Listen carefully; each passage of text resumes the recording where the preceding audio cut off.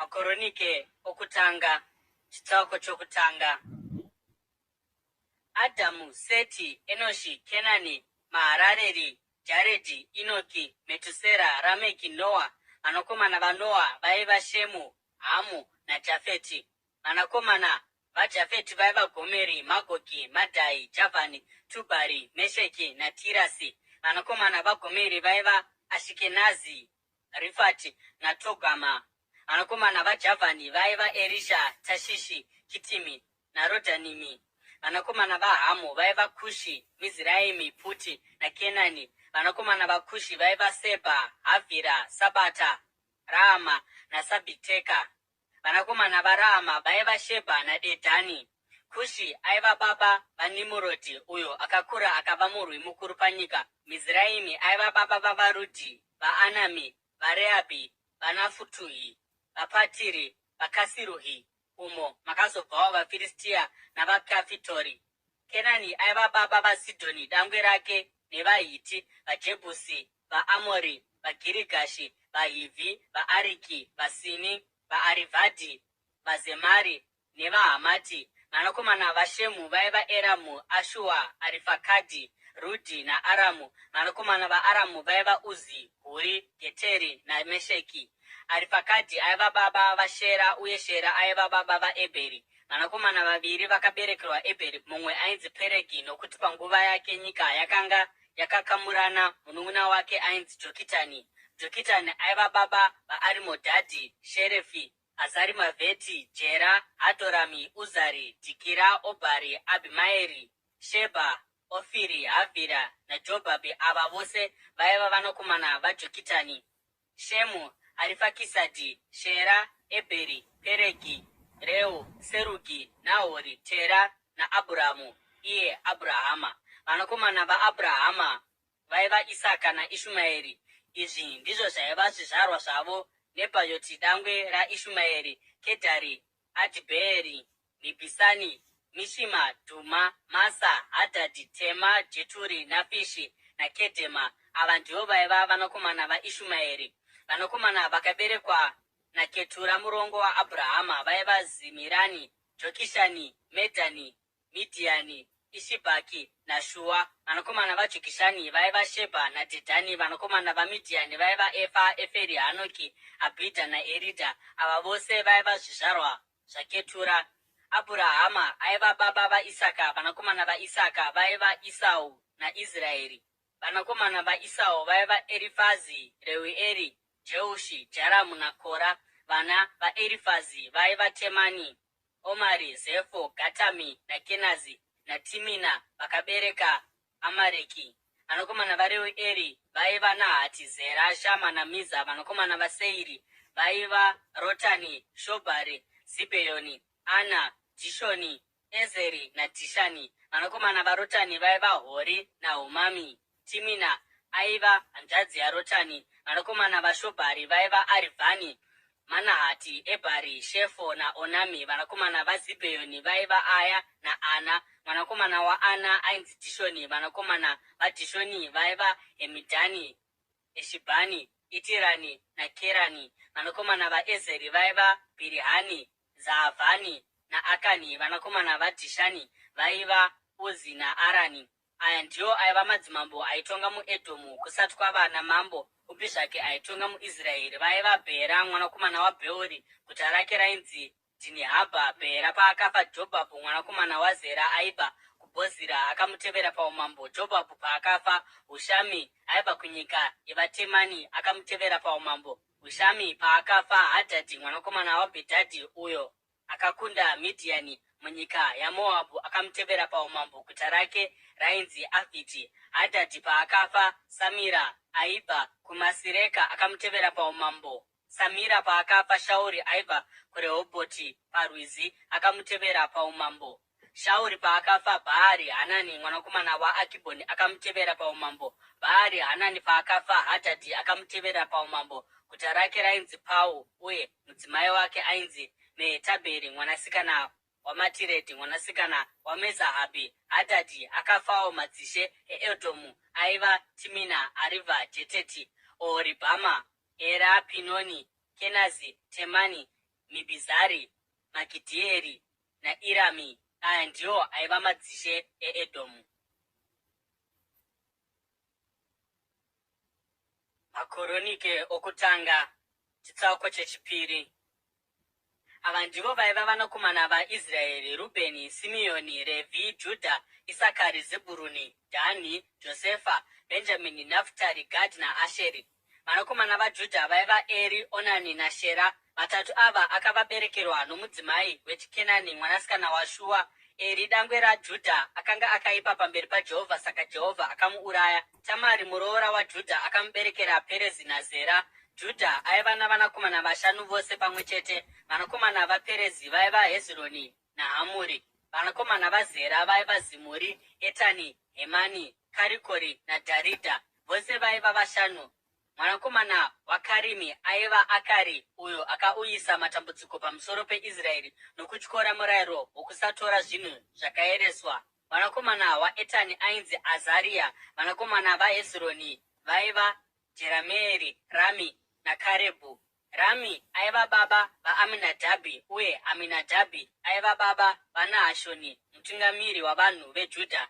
Nahashoni aiva baba vaSarimoni. Sarimoni aiva baba vaBhoazi. Bhoazi aiva baba vaObhedhi, uye Obhedhi aiva baba vaJese. Jese aiva baba vaEriabhi. Dangwe rake mwanakomana wake wechipiri ainzi Abhinadhabhi, wechitatu ainzi Shimeya, wechina ainzi Netaneri, wechishanu ainzi Radhai, wechitanhatu ainzi Ozemi, uye wechinomwe ainzi Dhavhidhi. Hanzvadzi dzavo dzaiva Zeruya naAbhigairi. Vanakomana vatatu vaZeruya vaiva Abhishai, Joabhu naAsaheri. Abhigairi aiva amai vaAmasa. Baba vaAmasa vainzi Jeteri muIshumaeri.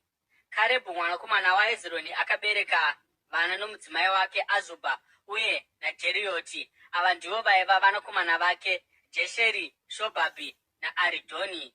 Azubha paakafa, Karebhu akaroora Efurati, uyo akamuberekera Huri. Huri aiva baba vaUri, uye Uri aiva baba vaBhezareri. Shure kwaizvozvo Hezironi akavata nomwanasikana waMakire, baba vaGireadhi. Akanga amuwana paakanga ava namakore 60, akamuberekera Segubhi. Segubhi aiva baba vaJairi, uyo aitonga maguta 23 muGireadhi. Asi Geshuri naAramu vakatapa Habhoti Jairi pamwe chete neKenati namaguta akaripoteredza, maguta 60. Ava vose vaiva vorudzi rwaMakiri baba vaGireadhi. Mushure mokunge Hezironi afira muKarebhu Efurata, Abhija mudzimai waHezironi akamuberekera Ashuri baba vaTekoa. Vanakomana vaJerameeri dangwe raHezironi vaiva Rami dangwe rake, Bhuna, Oreni, Ozemi naAhija. Jerameeri akanga ane mumwe mukadzi zita rake rainzi Atara, akanga ari amai vaOnami. Vanakomana vaRami dangwe raJerameeri vaiva Maazi, Jamini naEkiri. Vanakomana vaOnami vaiva Shamai naJadha. Vanakomana vaShamai vaiva Nadhabhi naAbhishuri. Mukadzi waAbhishuri ainzi Abhihairi, akamuberekera Abhani naMoridhi. Vanakomana vaNadhabhi vaiva Seredhi naApaimi. Seredhi akafa asina vana. Mwanakomana waApaimi ainzi Ishi, uyo aiva baba vaSheshani. Sheshani aiva baba vaArai. Vanakomana vaJadha munun'una waShamai aiva Jeteri naJonatani. Jeteri akafa asina vana. Vanakomana vaJonatani vaiva Pereti naZaza. Ava ndivo vaiva zvizvarwa zvaJerameeri. Sheshani aiva asina vanakomana, aiva navanasikana chete. Aiva nomuranda wechiIjipita ainzi Jara. Sheshani akapa mwanasikana wake kuti ave mukadzi womuranda wake Jara, akamuberekera Atai. Atai aiva baba vaNatani. Natani aiva baba vaZabhadhi. Zabhadhi aiva baba vaEfirari. Efirari aiva baba vaObhedhi. Obhedhi baba vaJehu. Jehu baba vaAzaria. Azaria baba vaHerezi. Herezi baba vaEreasa. Ereasa baba vaSisimai. Sisimai baba vaSharumi. Sharumi baba vaJekamiya, uye Jekamiya baba vaErishama. Vanakomana vaKarebhu munun'una waJerameeri vaiva Mesha dangwe rake, uyo aiva baba vaZifi, uye nomwanakomana wake Maresha, uyo aiva baba vaHebhuroni. Vanakomana vaHebhuroni vaiva Kora, Tapua, Rekemu naShema. Shema aiva baba vaRahamu, uye Rahamu baba vaJorikeami. Rekemu aiva baba vaShamai. Mwanakomana waShamai ainzi Maoni, uye Maoni aiva baba vaBheti Zuri. Mumwe murongo waKarebhu ainzi Efa ndiye aiva amai vaHarani, Moza naGazezi. Harani aiva baba vaGazezi. Vanakomana vaJadhai vaiva Regemu, Jotamu, Geshani, Pereti, Efa naShaafi. Mumwe murongo waKarebhu ainzi Maaka ndiye aiva mai vaShebheri naTirina. Akaberekawo Shaafi baba vaMadhimana naShevha baba vaMakibhena naGibhea. Mwanasikana waKarebhu ainzi Akisa. Izvi ndizvo zvizvarwa zvaKarebhu. Vanakomana vaHuri dangwe raEfurata, Shobhari baba vaKiriati Jearimi, Sarima baba vaBheterehema naHarefi baba vaBheti Gadheri. Zvizvarwa zvaShobhari baba vaKiriati Jearimi zvaiva Haroe, hafu yavaManahati. Uye dzimba dzaKiriati Jearimi dzaiva vaItiri, vaPuti, vaShumati navaMishirai. Kuna ivava kwakabva vaZorati navaEshitauri. Zvizvarwa zvaSarima zvaiva Bheterehema, vaNetofati, Atiroti, Bheti Joabhu, hafu yavaManahati, vaZori. Uye dzimba dzavanyori vaigara paJabhezi dzaiva vaTirati, vaShimeati navaSukati. Ava ndivo vaKeni vakabva kuna Hamati baba veimba yaRekabhi. Makoronike okutanga chitsauko chechitatu. Ava ndivo vanakomana vaDhavhidhi vaakaberekerwa ari kuHebhuroni. Dangwe rake rainzi Amunoni mwanakomana waAhinoami weJezireeri. Wechipiri ainzi Dhanieri mwanakomana waAbhigairi weKarimeri. Wechitatu Abhusaromu mwanakomana waMaaka mwanasikana waTarimari mambo weGeshuri. Wechina Adhoniya mwanakomana waHagiti. Wechishanu Shefatia mwanakomana waAbhitari. Uye wechitanhatu Itireami nomukadzi wake Egira. Ava vatanhatu vakaberekerwa Dhavhidhi muHebhuroni, umo maakatonga kwamakore 4 Dhavhidhi akazotonga muJerusarema kwamakore 33. Uye ava ndivo vana vaakaberekerwa ikoko vaiva Shamua, Shobhabhi, Natani naSoromoni. Ava vana vakaberekwa naBhatishebha mwanasikana waAmieri. Kwaivavo naIbhari, Erishua, Erifereti, Noga, Nefegi, Jafia, Erishama, Eriadha naErifereti. Vose vaiva vapfumbamwe. Ava vose vaiva vanakomana vaDhavhidhi, tisingaverengi vanakomana vake vaakaita navarongo vake. Uye Tamari aiva hanzvadzi yavo. Mwanakomana waSoromoni ainzi Rehobhoamu. Abhija mwanakomana wake, Asa mwanakomana wake, Jehoshafati mwanakomana wake, Jehoramu mwanakomana wake, Ahazia mwanakomana wake, Joashi mwanakomana wake, Amazia mwanakomana wake, Azaria mwanakomana wake, Jotamu mwanakomana wake, Ahazi mwanakomana wake, Hezekia mwanakomana wake, Manase mwanakomana wake, Amoni mwanakomana wake, Josia mwanakomana wake. Vanakomana vaJosia, Josia vaiva Johanani dangwe, Jehoyakimi wechipiri, Zedekia wechitatu naSharumi wechina. Vakatevera Jehoyakimi vaiva Jehoyakini mwanakomana wake naZedhekia. Zvizvarwa zvaJehoyakini mutapwa zvaiva Shearitieri mwanakomana wake, Marikirami, Pedhaya, Shenazari, Jekamiya, Hoshama naNedhabhia. Vanakomana vaPedhaya vaiva Zerubhabheri naShimei. Vanakomana vaZerubhabheri vaiva Meshurami naHananiya. Sheromiti aiva hanzvadzi yavo. Kwaivawo navamwe vashanu vaiti Hashubha, Oheri, Berekia, Hasadhia naJushabhi Hesedhi. Zvizvarwa zvaHamaniya zvaiva Peratia naJeshaya. Navanakomana vaRefaya, vaArinani, vaObhadhia nevaShekaniya. Zvizvarwa zvaShekaniya zvaiva Shemaya. Navanakomana vake vaiti Hatushi, Igari, Bharia, Nearia naShafati, vatanhatu vose pamwe chete. Vanakomana vaNearia vaiva Erioenai, Hizikia naAzirikamu,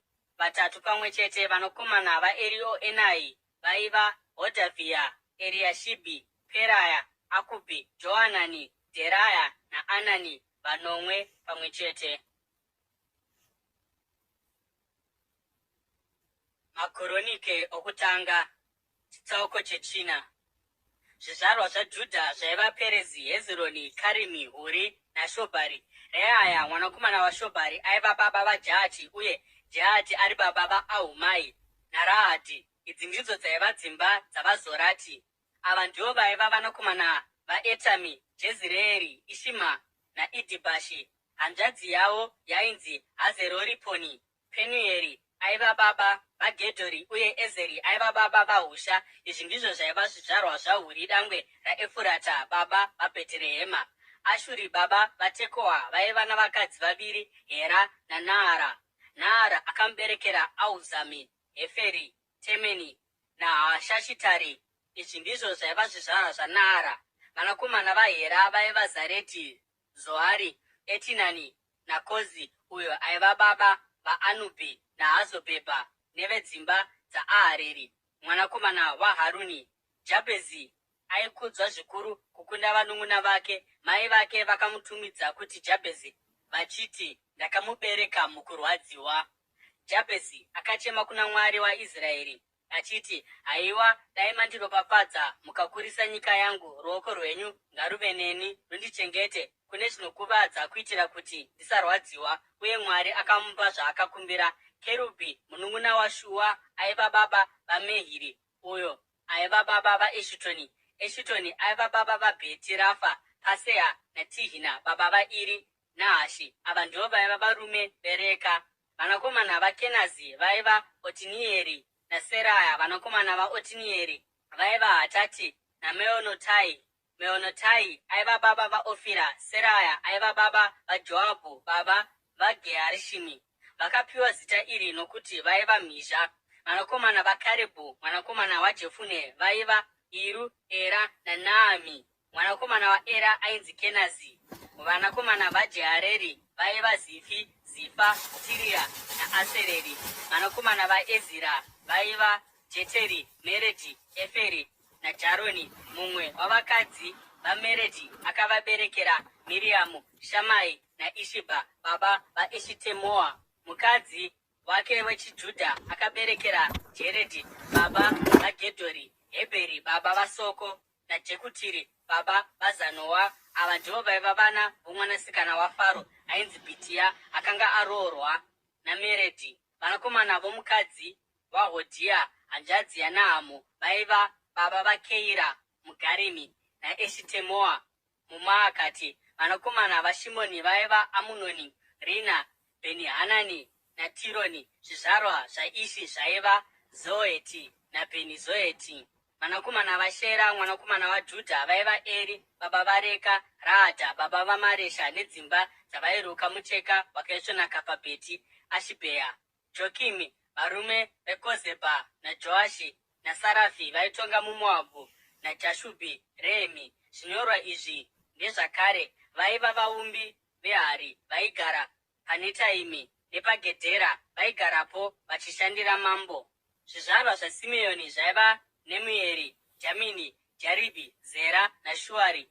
Sharumi aiva mwanakomana waShauri, Mibhisami ari mwanakomana wake naMishima mwanakomana wake. Zvizvarwa zvaMishima zvaiva Hamueri mwanakomana wake, Zakuri mwanakomana wake, Shimei mwanakomana wake. Shimei aiva navanakomana 16 navanasikana 6.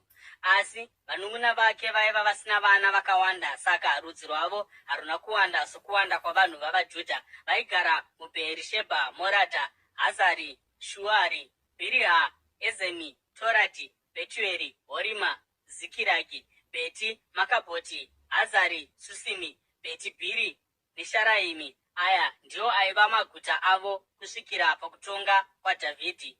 Misha yaiva yakaapoteredza yaiva Etami, Aini, Rimoni, Tokeni neAshani, maguta 5, nemisha yose yakanga yakaapoteredza kusvika kuBhaarati. Idzi ndidzo nzvimbo dzavaigara, uye vakachengeta nhoroondo yezvizvarwa zvavo. Meshobhabhi, Jamireki, Josha mwanakomana waAmazia, Joere, Jehu mwanakomana waJoshibhia mwanakomana waSeraya mwanakomana waAsieri, uye Erioenai, Jaakobha, Jeshohaya, Asaya, Adhieri, Jesimieri, Benaya naZiza mwanakomana waShifi mwanakomana waAroni mwanakomana waJedhaya mwanakomana waShimiri mwanakomana waShemaya. Varume vakanyorwa pamusoro namazita avo vaiva vatungamiri vedzimba dzavo. Mhuri dzavo dzakakura kwazvo, uye vakaenda kumucheto weGedhori kurutivi rwokumabvazuva nomupata vachitsvakira makwai avo mafuro. Vakawana mafuro akanaka kwazvo akapfuma, uye nyika yakanaka ine nzvimbo huru ine runyararo norugare.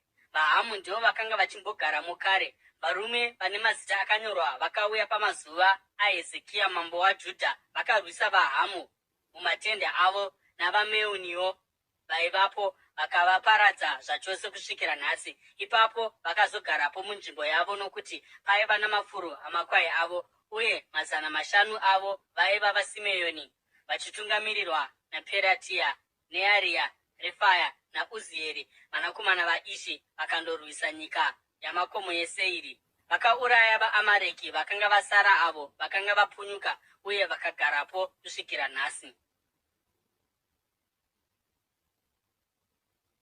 Makoronike okutanga chitsauko chechishanu.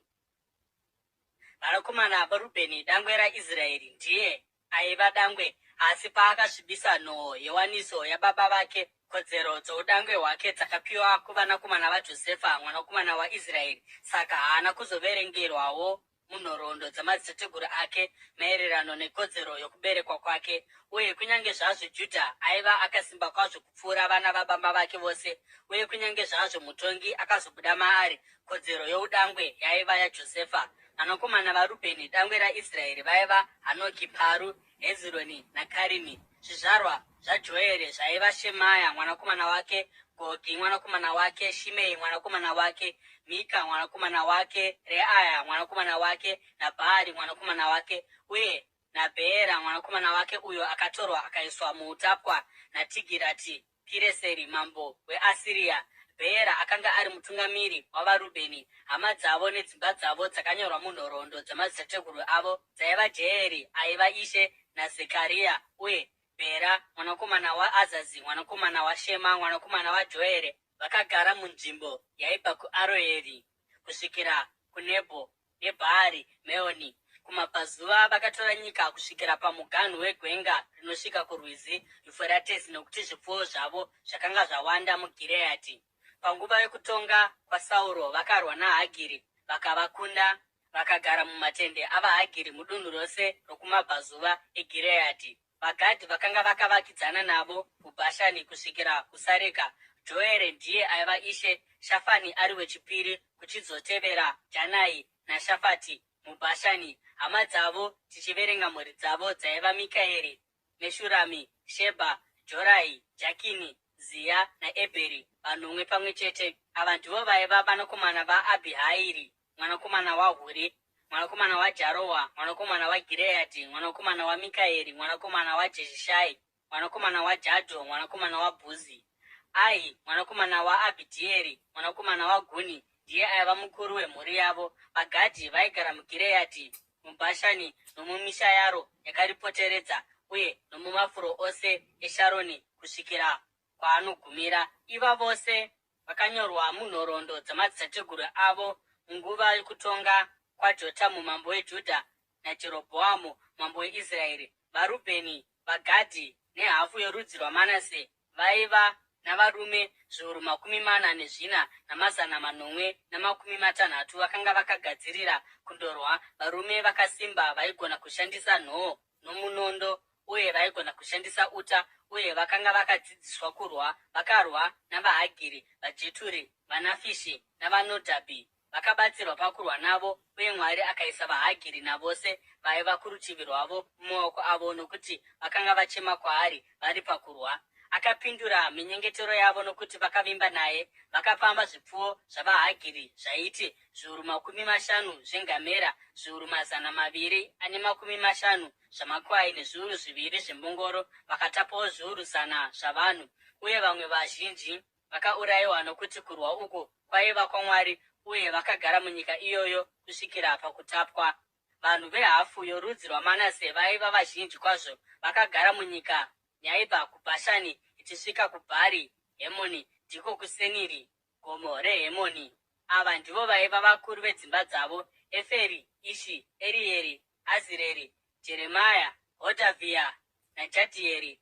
Ava vaiva varwi vakashinga, varume vembiri, uye vari vakuru vedzimba dzavo, asi vakanga vasina kutendeka kuna Mwari wamadzibaba avo. Vakaita ufeve wokunamata vamwari vavanhu venyika iyi avo vakanga vaparadzwa naMwari pamberi pavo. Saka Mwari waIsraeri akamutsa mweya waPuri mambo weAsiria, iwo mweya waTigirati Pireseri mambo weAsiria, akatapa vaRubheni, vaGadhi nehafu yorudzi rwaManase, akavatora akandovaisa kuHarai Habhori, Hara nokurwizi Gozani, uko kwavari kusvikira zuva ranhasi.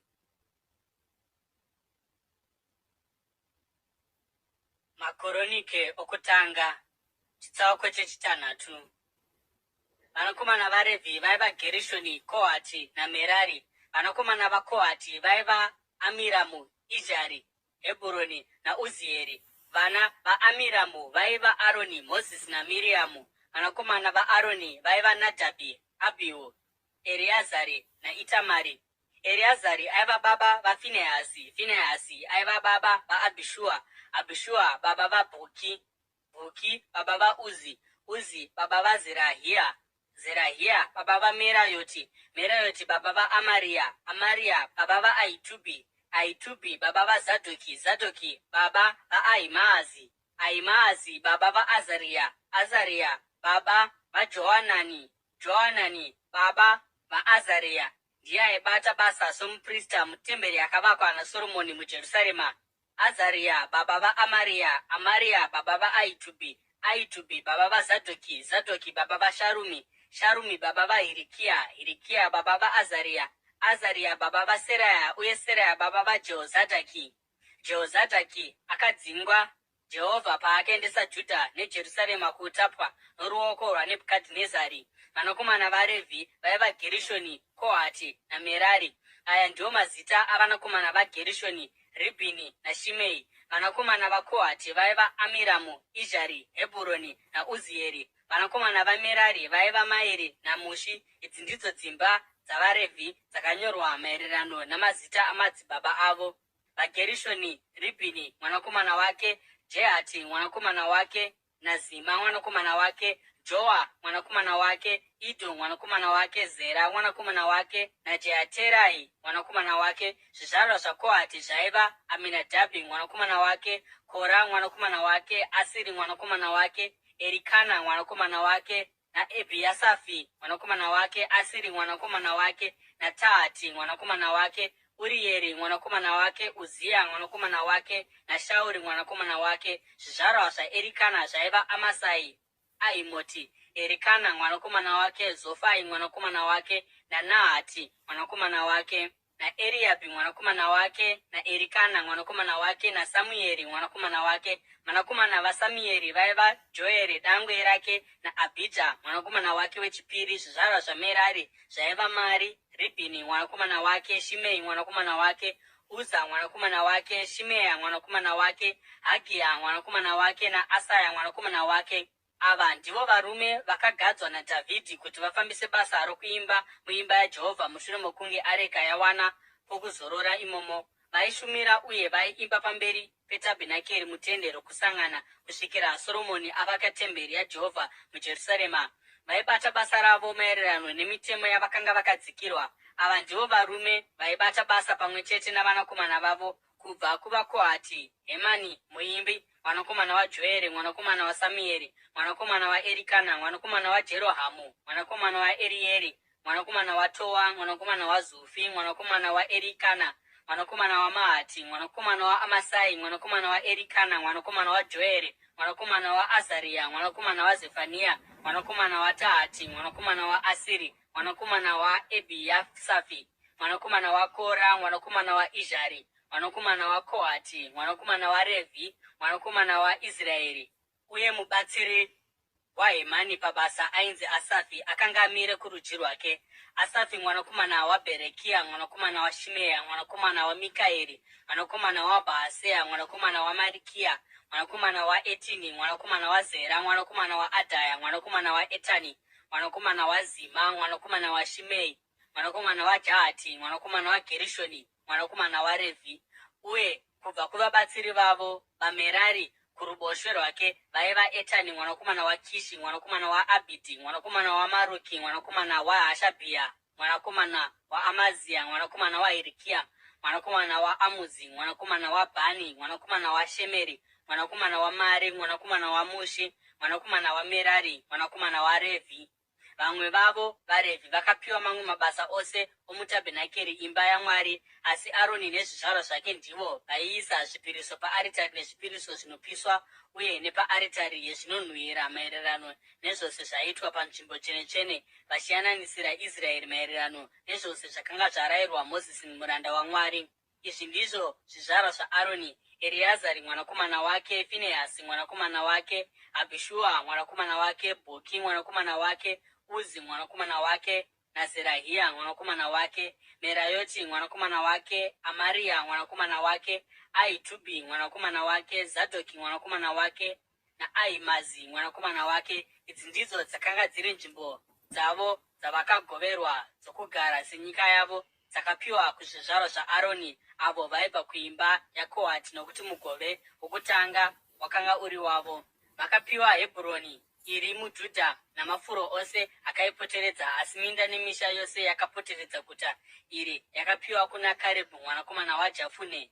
Saka zvizvarwa zvaAroni zvakapiwa Hebhuroni, guta routiziro, uye Ribhina, Jatiri, Eshitemoa, Hireni, Dhebhiri, Ashani, Juta, Beti Shemeshi pamwe chete namafuro awo. Uye kubva kurudzi rwaBhenjamini vakapiwa Gibheoni, Gebha, Aremeti neAnatoti pamwe chete namafuro awo. Maguta aya akagoverwa pakati pedzimba dzavaKohati akanga ari 13 pamwe chete. Zvimwe zvizvarwa zvaKohati zvakagoverwa maguta 10 kubva kudzimba dzorudzi rwehafu rwaManase. Zvizvarwa zvaGerishoni mhuri nemhuri zvakagoverwawo maguta 13 kubva kumarudzi aIsakari, Asheri naNafutari, uye nokubva kuchikamu chorudzi rwaManase chiri muBhashani. Zvizvarwa zvaMerari mhuri nemhuri zvakagoverwa maguta 12 kubva kumarudzi aRubheni, Gadhi naZebhuruni. Saka vaIsraeri vakapa vaRevhi maguta aya namafuro awo. Kubva kurudzi rwaJudha, rwaSimeoni norwaBhenjamini vakagoverwa maguta ayo akanga arehwa namazita. Vamwe vedzimba dzaKohati vakapiwa kuti ive nyika yavo. Maguta kubva kurudzi rwaEfuremu: munyika yamakomo yaEfuremu vakapiwa Shekemu guta routiziro, neGezeri, neJokimeami, neBheti Horoni, Aijaroni neGati Rimoni pamwe chete namafuro awo. Uye kubva kuhafu yorudzi rwaManase vaIsraeri vakapawo Aneri neBhireamu pamwe chete namafuro awo kuvaKohati vakanga vasara. VaGerishoni vakagamuchirawo zvinotevera: kubva kuimba yehafu yorudzi rwaManase vakagamuchira Gorani muBhashani, uye Ashitoratiwo pamwe chete namafuro awo. Kubva kurudzi rwaIsakari vakagamuchira Kedheshi neDhabherati, Ramoti neAnemi pamwe chete namafuro awo. Kubva kurudzi rwaAsheri vakagamuchira Mashari neAbhidhoni, Hukoki neRehobhi pamwe chete namafuro awo. Uye kubva kurudzi rwaNafutari vakagamuchira Kedheshi muGarirea neHamoni neKiriataimi pamwe chete namafuro awo. VaMerari, vaRevhi vose vakanga vasara, vakagamuchira zvinotevera: kubva kurudzi rwaZebhuruni vakagamuchira Jokineami, Karita, Rimono neTabhori pamwe chete namafuro awo. Kubva kurudzi rwaRubheni, mhiri kworwizi Jorodhani kumabvazuva kweJeriko vakagamuchirawo Bhezeri murenje, Jaza, Kedhemoti neMefahati pamwe chete namafuro awo. Uye kubva kurudzi rwaGadhi vakagamuchira Ramoti muGireadhi, Mahanaimi, Heshibhoni neJazeri pamwe chete namafuro awo. Makoronike okutanga chitsauko chechinomwe. Vanakomana vaIsakari vaiva Tora, Pua, Jashubhi naShimironi, vose vaiva vana. Vanakomana vaTora vaiva Uzi, Refaya, Jerieri, Jamai, Ibhisami naSamueri, vakuru vedzimba dzavo pamazuva okutonga kwaDhavhidhi. Zvizvarwa zvaTora zvakaverengwa savarwi munhoroondo yavo zvakasvika 422,600. Mwanakomana waUzi aiva Izirahia. Vanakomana vaIzirahia vaiva Mikaeri, Obhadhia, Joere naIshia. Vose vari 5 vaiva madzishe. Munhoroondo yemhuri yavo vakanga vaine varume zviuru 36 vakanga vakagadzirira kurwa, nokuti vakanga vaine vakadzi vazhinji navanakomana vazhinji. Hama dzavo vakanga vari varume vokurwa vari vedzimba dzose dzaIsakari, sokunyorwa kwazvakanga zvakaita munhoroondo yavo. Vose vaisvika zviuru 70. Vanakomana vaBhenjamini vatatu vaiva Bhera, Bhekeri naJedhiaeri. Vanakomana vaBhera vaiva Ezibhoni, Uzi, Uzieri, Jerimoti naIri, vose vakuru vedzimba 5 pamwe chete. Munhoroondo yavo varwi vakanyorwa vaiva varume zviuru 22,034. Vanakomana vaBhekeri vaiva Zemira, Joashi, Eriezeri, Erioenai, Omiri, Jeremoti, Abhija, Anatoti naAremeti. Vose ava vaiva vanakomana vaBhekeri. Munhoroondo yavo vakuru vemhuri vakanyorwa uye vari varwi vaiva zviuru 20,200. Mwanakomana waJedhiaeri ainzi Bhirihani. Vanakomana vaBhirihani vaiva Jeushi, Bhenjamini, Ehudhi, Kenana, Zetani, Tashishi naAhishahari. Vanakomana ava vose vaJedhiaeri vaiva vakuru vemhuri. Paiva nezviuru 10,200 avarume vokurwa vakanga vakagadzirira kuenda kuhondo. Vashupi navahupi vaiva vezvizvarwa zvaIri, uye vahushi vaiva zvizvarwa zvaAheri. Vanakomana vaNafutari vaiva Jazieri, Guni, Jezeri naShiremi, zvizvarwa zvaBhiriha. Zvizvarwa zvaManase zvaiva Asirieri, chizvarwa chake kubudikidza nomurongo wake muAramu. Iye akaberekawo Makiri baba vaGireadhi. Makiri akatora mukadzi kubva pakati pavahupi navashupi. Zita rehanzvadzi yake rainzi Maaka. Chimwezve chizvarwa chainzi Zerofehadhi akanga aine vanasikana chete. Mukadzi waMakiri, Maaka, akabereka mwanakomana akamutumidza zita rokuti Pereshi. Munun'una wake ainzi Shereshi, uye vanakomana vake vaiva Uramu naRakemu. Mwanakomana waUramu ainzi Bhetani. Ava ndivo vaiva vanakomana vaGireadhi, mwanakomana waMakiri, mwanakomana waManase. Hanzvadzi yake Amoreketi akabereka Ishodhi, Abhiezeri naMara. Vanakomana vaShimidha vaiva Ahiani, Shekemu, Riki naAniami. Zvizvarwa zvaEfuremu zvaiva Shutera, Bheredhi mwanakomana wake, Tahati mwanakomana wake, Ereadha mwanakomana wake, Tahati mwanakomana wake, Zabhadhi mwanakomana wake naShutera mwanakomana wake, Ezeri naEreadha. Vakaurayiwa navarume veGati vakanga vakaberekerwa munyika iyi pavakaburukira kundopamba zvipfuwo zvavo. Baba wavo Efuremu akavachema kwamazuva mazhinji, uye hama dzake dzakauya kuzomunyaradza. Ipapo akarara nomukadzi wake zvakare, akava nemimba, uye akabereka mwanakomana akamutumidza zita rokuti Bheria, nokuti mumhuri yake vakanga maita dambudziko. Mwanasikana wake ainzi Sheera, uye akavaka Bheti Horoni yezasi neyokumusoro, uyewo neUzeni Sheera. Refa aiva mwanakomana wake, Reshefi mwanakomana wake, Tera mwanakomana wake, Tahani mwanakomana wake, Radhani mwanakomana wake, Amihudhi mwanakomana wake, Erishama mwanakomana wake, Nuni mwanakomana wake naJoshua mwanakomana wake. Nyika dzavo nemisha yavo zvaisanganisira Bheteri nemisha yose yakaripoteredza, Naarani kumabvazuva, Gezeri nemisha yaro kumavirira, neShekemu nemisha yaro kuenda kundosvika kuAya nemisha yaro. Pamiganhu yaManase paiva neBheti-Shani, Taanaki, Megidho neDhori pamwe chete nemisha yawo. Zvizvarwa zvaJosefa mwanakomana waIsraeri zvaigara mumaguta aya.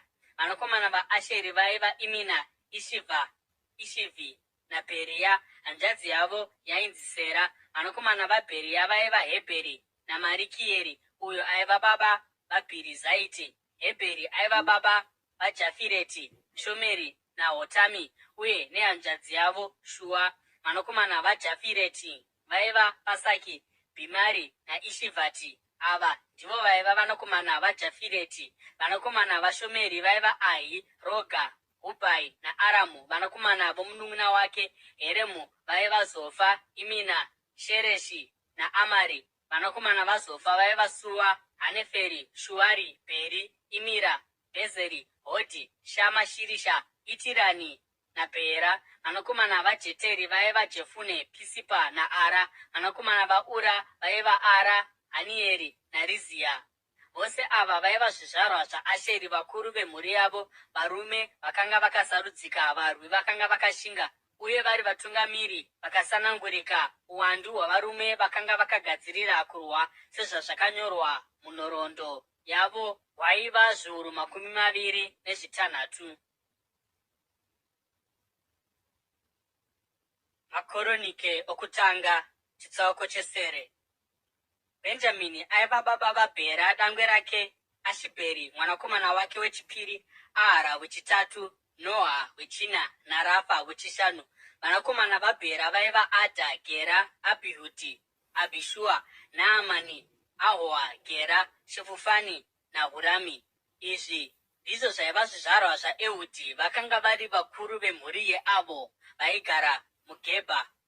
Vakazodzingwa vakaendeswa kuManahati. Naamani aifa naGera uyo akavadzinga, uya aiva baba vaUza naArihudhi. Vanakomana vakaberekerwa Shaharaimi muMoabhu mushure mokunge arambana navakadzi vake Hushini naBhaara. Nomukadzi wake Hodheshi akabereka Joabhi, Zibhia, Mesha, Marikami, Jeuzi, Sakia naMirima. Ava ndivo vaiva vanakomana vake vakuru vemhuri.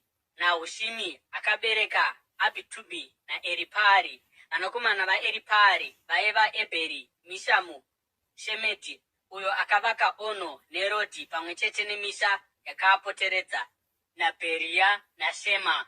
Avo vakanga vari vakuru vemhuri dzaavo vaigara muAijaroni, uye vakadzinga vagari veGati, Ahiyo, Shashaki, Jeremoti, Zebhabhia, Aradhi, Edheri, Mikaeri, Ishipa naJoha.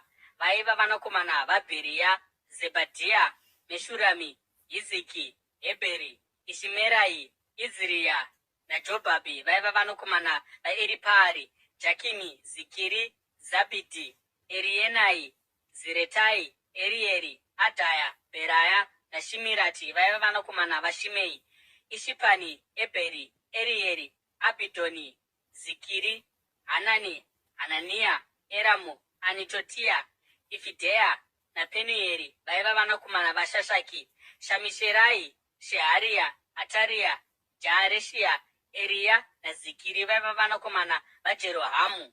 Vose ava vaiva vakuru vemhuri vari madzishe sezvazvakanyorwa munhoroondo dzavo, uye vaigara muJerusarema.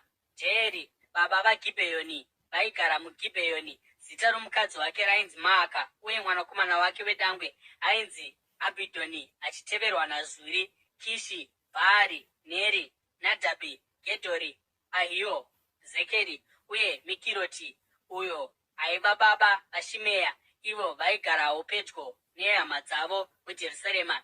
Neri aiva baba vaKishi, Kishi aiva baba vaSauro, uye Sauro aiva baba vaJonatani, Marikishua, Abhinadhabhi naEshibhaari. Mwanakomana waJonatani ainzi Meribhaari uyo aiva baba vaMika. Vanakomana vaMika vaiva Pitoni, Mereki, Taria naAhazi. Ahazi aiva baba vaJehoadha. Jehoadha aiva baba vaAremeti, Azimavheti naZimiri, uye Zimiri aiva baba vaMoza. Moza aiva baba vaBhineya. Rafa aiva mwanakomana wake, Ereasa mwanakomana wake naAzeri mwanakomana wake. Azeri aiva navanakomana vatanhatu, uye aya ndiwo mazita avo: Arizakami, Bhokeru, Ishumaeri, Shearia, Obhadhia naHanani. Vose ava vaiva vanakomana vaAzeri. Vanakomana vomunun'una wake Esheki vaiva Uramu dangwe rake, Jeushi mwanakomana wake wechipiri naErifereti wechitatu. Vanakomana vaUramu vaiva varwi voumhare vaigona kushandisa uta. Vaiva navanakomana navazukuru vazhinji vaisvika 150 pamwe chete. Vose ava vaiva zvizvarwa zvaBhenjamini. Makoronike okutanga chitsauko chepfumbamwe. VaIsraeri vose vakanyorwa munhoroondo dzakanyorwa mubhuku ramadzimambo eIsraeri. VaJudha vakatapwa vakaendeswa kuBhabhironi nokuda kwokusatendeka kwavo. Zvino vakatanga kugara panyika yavo mumaguta avo. Vaiva vamwe vaIsraeri, vaprista, vaRevhi navaranda vomutemberi avo vaibva kuJudha nekwaBhenjamini nevaibva kwaEfuremu naManase vaigara muJerusarema vaiva Utai mwanakomana waAmihudhi mwanakomana waOmiri mwanakomana waImiri mwanakomana waBhani chizvarwa chaPerezi mwanakomana waJudha Bashiro Asaya uyo aiva dangwe navanakomana vake vaZerahi Jeueri vanhu vaibva kuJudha vaiva 650 vaBhenjamini Saru mwanakomana waMeshurami mwanakomana waHodhavhia mwanakomana waHasenua Ibhineya mwanakomana waJerohami Era mwanakomana waUzi mwanakomana waMikiri naMeshurami mwanakomana waShefatia mwanakomana waReueri mwanakomana waIbhiniya vanhu vorudzi rwaBhenjamini sezvazvakanyorwa munhoroondo yavo vaisvika 750. Varume ava vose vakanga vari vakuru vemhuri vaprista Jedhaya naJehoyaribhi naJakini Azaria mwanakomana waHirikia mwanakomana waMeshurami mwanakomana waZadhoki mwanakomana waMerayoti mwanakomana waAhitubhi mubati mukuru muimba yaMwari Adhaya mwanakomana waJerohami mwanakomana waPashuri mwanakomana waMarikiya naMaasai mwanakomana waAdhieri mwanakomana waJahazera mwanakomana waMeshurami mwanakomana waMesheremiti mwanakomana waIma. Vaprista vaiva vakuru vemhuri vaisvika chiuru 460. Vose vaiva varume vaikwanisa uye vaibata basa rokushumira muimba yaMwari. VaRevhi Shemaya mwanakomana waHashubhi mwanakomana waAzirikami mwanakomana waHashabhiya muMerari Bhakibhaka Hereshi Garari naMatania mwanakomana waMika mwanakomana waZikiri mwanakomana waAsafi Obhadhia mwanakomana waShemaya mwanakomana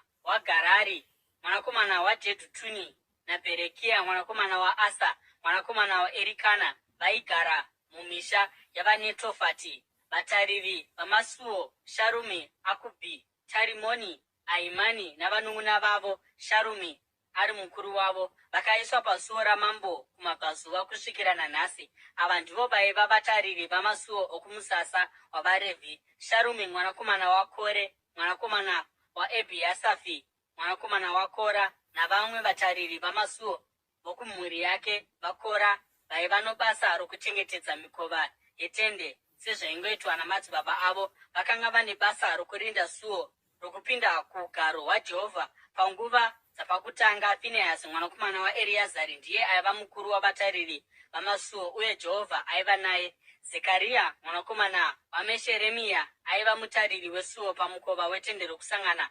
Vose pamwe chete vakanga vasarudzwa kuti vave vatariri vamasuo pamikova vaisvika 212. Vakanga vakanyorwa munhoroondo dzokuberekwa dzemisha yavo. Vatariri vamasuo vakapiwa mabasa avo nenzvimbo dzavo naDhavhidhi naSamueri muoni. Ivo nezvizvarwa zvavo vaiva nebasa rokurinda masuo eimba yaJehovha, imba yainzi Tende. Vatariri vamasuo vaiva kumativi mana, kumabvazuva, kumavirira, kumusoro nezasi. Vanun'una vavo mumisha yavo vaiuya nguva nenguva vachizogoverana mabasa avo vachiita madzoro amazuva 9. Asi vakuru vana pakati pavatariri vamasuo vaiva vaRevhi vakapiwa basa rokuchengetedza makamuri namatura epfuma muimba yaMwari. Vaipedza usiku hwose vari panzvimbo dzavo vakapoteredza imba yaMwari nokuti vaifanira kuichengetedza, uye vaiva nebasa rokuizarura mangwanani oga oga. Vamwe vavo vaiva nebasa rokuchengetedza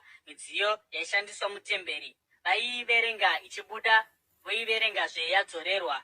Vamwe vakapiwa basa rokuti vachengetedze nhumbi nemimwe midziyo yose yapanzvimbo tsvene, pamwe chete noupfu hwakatsetseka newaini namafuta nezvinonhuhwira nemiti inonhuhwira. Asi vamwe vavaprista vaiitawo basa rokusanganisa miti inonhuhwira.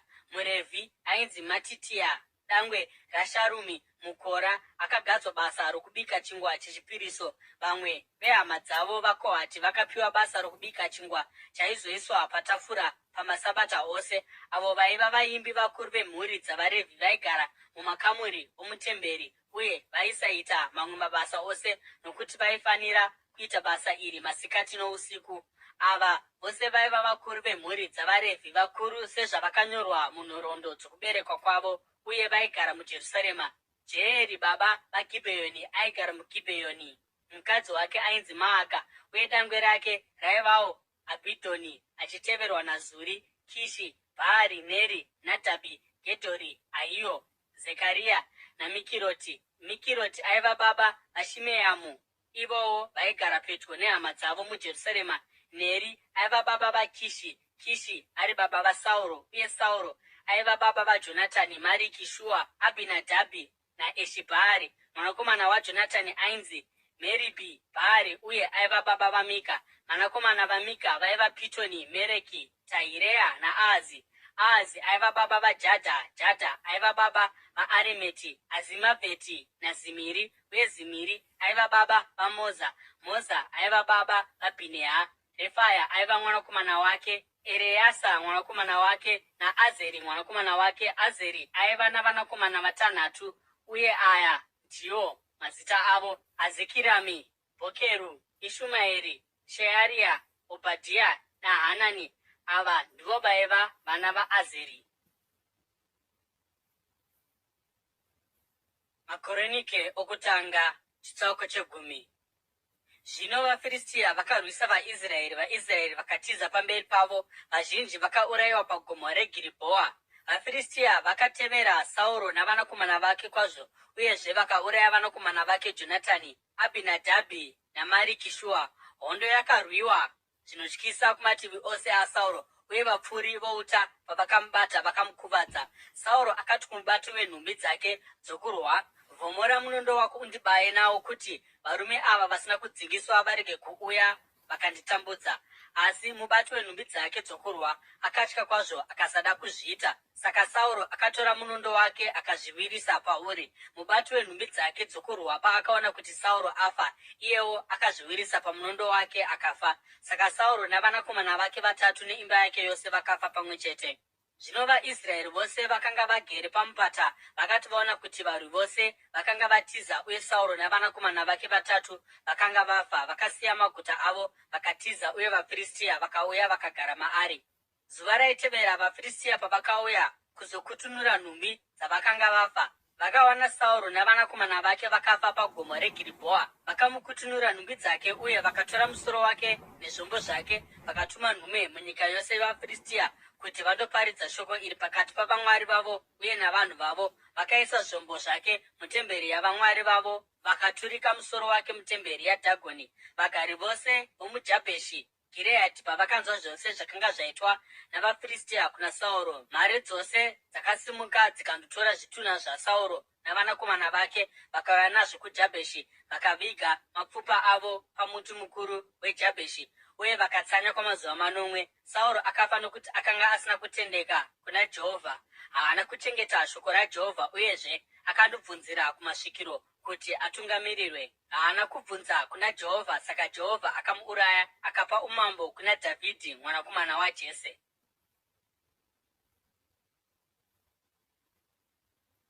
Makoronike okutanga chitsauko chegumi neimwe. VaIsraeri vose vakaungana kuna Dhavhidhi paHebhuroni vakati, "Isu tiri nyama yenyu neropa renyu. Kare kunyange Sauro paaiva mambo, ndimi maitungamirira Israeri kundorwa. Uye Jehovha Mwari wenyu akati kwamuri, uchafudza vanhu vangu vaIsraeri, uye uchava mutongi wavo." Vakuru vose veIsraeri pavakauya kuna mambo Dhavhidhi paHebhuroni, akaita sungano navo paHebhuroni pamberi paJehovha, uye vakazodza Dhavhidhi kuti ave mambo weIsraeri sezvakanga zvavimbiswa naJehovha kubudikidza naSauro.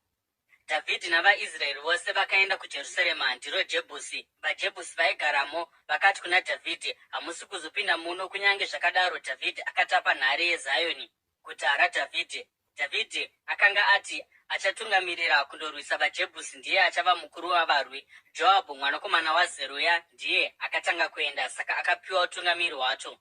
Dhavhidhi akagara munhare yeZioni, saka rakazodaidzwa kuti guta raDhavhidhi. Akavaka guta richipoteredza kubva pamihomba yokutsigira kusvikira kurusvingo rwakanga rwakapoteredza. Joabhu achivaka patsva chimwe chikamu chose cheguta, uye Dhavhidhi akaramba achiva nesimba guru nokuti Jehovha Wamasimba Ose aiva naye. Ava ndivo vaiva vakuru pakati pavarume voumhare vaiva naDhavhidhi, avo pamwe chete neIsraeri yose vakatsigira umambo hwake zvakasimba kuti husvike munyika yose sokuvimbisa kwakanga kwaita Jehovha. Aya ndiwo mazita avarume voumhare vaiva naDhavhidhi. Jashobheami muHakimoni aiva mukuru wamachinda ehondo. Akasimudza pfumo rake akarwa navarume 300 avo vaakauraya pakurwisana panguva imwe chete. Aimutevera ainzi Eriazari mwanakomana waDhodhai muAhoi, mumwe wavarume voumhare vatatu. Aiva naDhavhidhi naPasi Dhamimi. VaFiristia pavakaungana ipapo kuzorwa pane imwe nzvimbo neBhari, varwi vakatiza vaFiristia, asi ivo vakaramba vamire pakati pomunda vakaurwira vakauraya vaFiristia, uye Jehovha akaita kuti vakunde nokukunda kukuru. 3 pakati pa30 avakuru vakaburukira kuna Dhavhidhi kudombo pako reAdhurami, uye hondo yavaFiristia yakanga yadzika matende mumupata weRefaimi. Panguva iyoyo Dhavhidhi akanga ari munhare, uye boka rehondo yavaFiristia rakanga riri paBheterehema. Dhavhidhi akanzwa nyota akati, haiwa, dai mumwe munhu anondicherera mvura yokunwa kubva mutsime riri pedyo nesuo reBheterehema. Saka 3 ava vakapinda pakati pehondo dzavaFiristia vakachera mvura kubva mutsime raiva pedyo nesuo reBheterehema. Vakaenda nayo kuna Dhavhidhi, asi Dhavhidhi akaramba kuinwa akaidururira pasi pamberi paJehovha. Dhavhidhi akati, Mwari ngaandidzivise ndirege kunwa izvi. Ndinganwa here ropa ravarume ava vaenda vachiisa upenyu hwavo panjodzi? Nokuti vakaisa upenyu hwavo panjodzi kuti vadzoke vanayo. Dhavhidhi akaramba kuinwa. Aya ndiwo mamwe mabasa okukunda akaitwa navarume voumhare 3. Abhishai munun'una waJoabhu akanga ari mukuru wa3 ava. Akasimudza pfumo rake kuti arwise varume 300 akavauraya, uye akava nomukurumbira sa3 vaya. Akaremekedzwa zvakapetwa kaviri pamusoro pa3 vaya, uye akaitwa mutungamiriri wavo. Kunyange zvazvo akanga asina kuverengerwa pakati pavo, Bhenaya mwanakomana waJehoyadha aiva murwi woumhare aibva Kabhizeeri akaita mabasa makuru. Akauraya mhare 2 dzapamusoro dzavaMoabhu, akapindawo mugomba mumwe musi kuine chando akauraya shumba, uye akauraya muIjipita akanga akareba makubhiti 5. Kunyange zvazvo muIjipita akanga akapakata pfumo rainge tsvimbo yomuruki muruoko rwake, Bhenaya akamurwisa netsvimbo akabvuta pfumo kubva muruoko rwomuIjipita akamuuraya nepfumo rake. Aya ndiwo aiva mabasa aBhenaya mwanakomana waJehoyadha, naiyewo akaita mukurumbira savarume 3 voumhare. Akakudzwa nokuremekedzwa kukuru kupfuura vaya 30, asi akanga asiri pakati pa3 vaya, uye Dhavhidhi akamuita mutariri wavarindi vake. Varume voumhare vaiva Asaheri munun'una waJoabhu, Erihanani mwanakomana waDhodho aibva kuBheterehema, Shamoti muHarori, Herezi muPeroni, Ira mwanakomana waIkeshi aibva kuTekoa, Abhiezeri aibva kuAnatoti, Sibhekai muHashati, Ira muAhoi, Maharai muNetofati, Heredhi mwanakomana waBhaana muNetofati, Itai mwanakomana waRibhai aibva kuGibhea muBhenjamini, Bhenaya muPiratoni, Hurai aibva kuhova dzeGaashi, Abhieri muAribhati, Azimavheti muBhaharumi, Eriabha muShaaribhoni, vanakomana vaHashemi muGizoni, Jonatani mwanakomana waShage muHarari, Ahiami mwanakomana waSaka muHarari, Erifari mwanakomana waUri, Heferi muMekerati, Ahija muPeroni, Heziro muKarimeri, Naharai mwanakomana waEzibhai, Joere munun'una waNatani, Mibha mwanakomana waHagiri, Zereki muAmoni, Naharai muBheroti mubati wenhumbi dzokurwa nadzo dzaJoabhu mwanakomana waZeruya, Ira muItiri, Garebhi muItiri, Uriya muHiti, Zabhadhi mwanakomana waArai, Adhina mwanakomana waShiza muRubheni, iye aiva mukuru wavaRubheni, navaya 30 vaaiva navo, Hanani mwanakomana waMaaka, Joshafati muMitini, Uzia muAshiterati, Shama muJeeri, vanakomana vaHotamu muAroeri, Jedhieri mwanakomana waShimiri munun'una wake Joa muTizi, Erieri muMahavhi, Jeribhai naJoshavhia vanakomana vaErinaami, Itima muMoabhu, Erieri, Obhedhi naJaasieri muMezobhai. Makoronike okutanga chitsauko 12.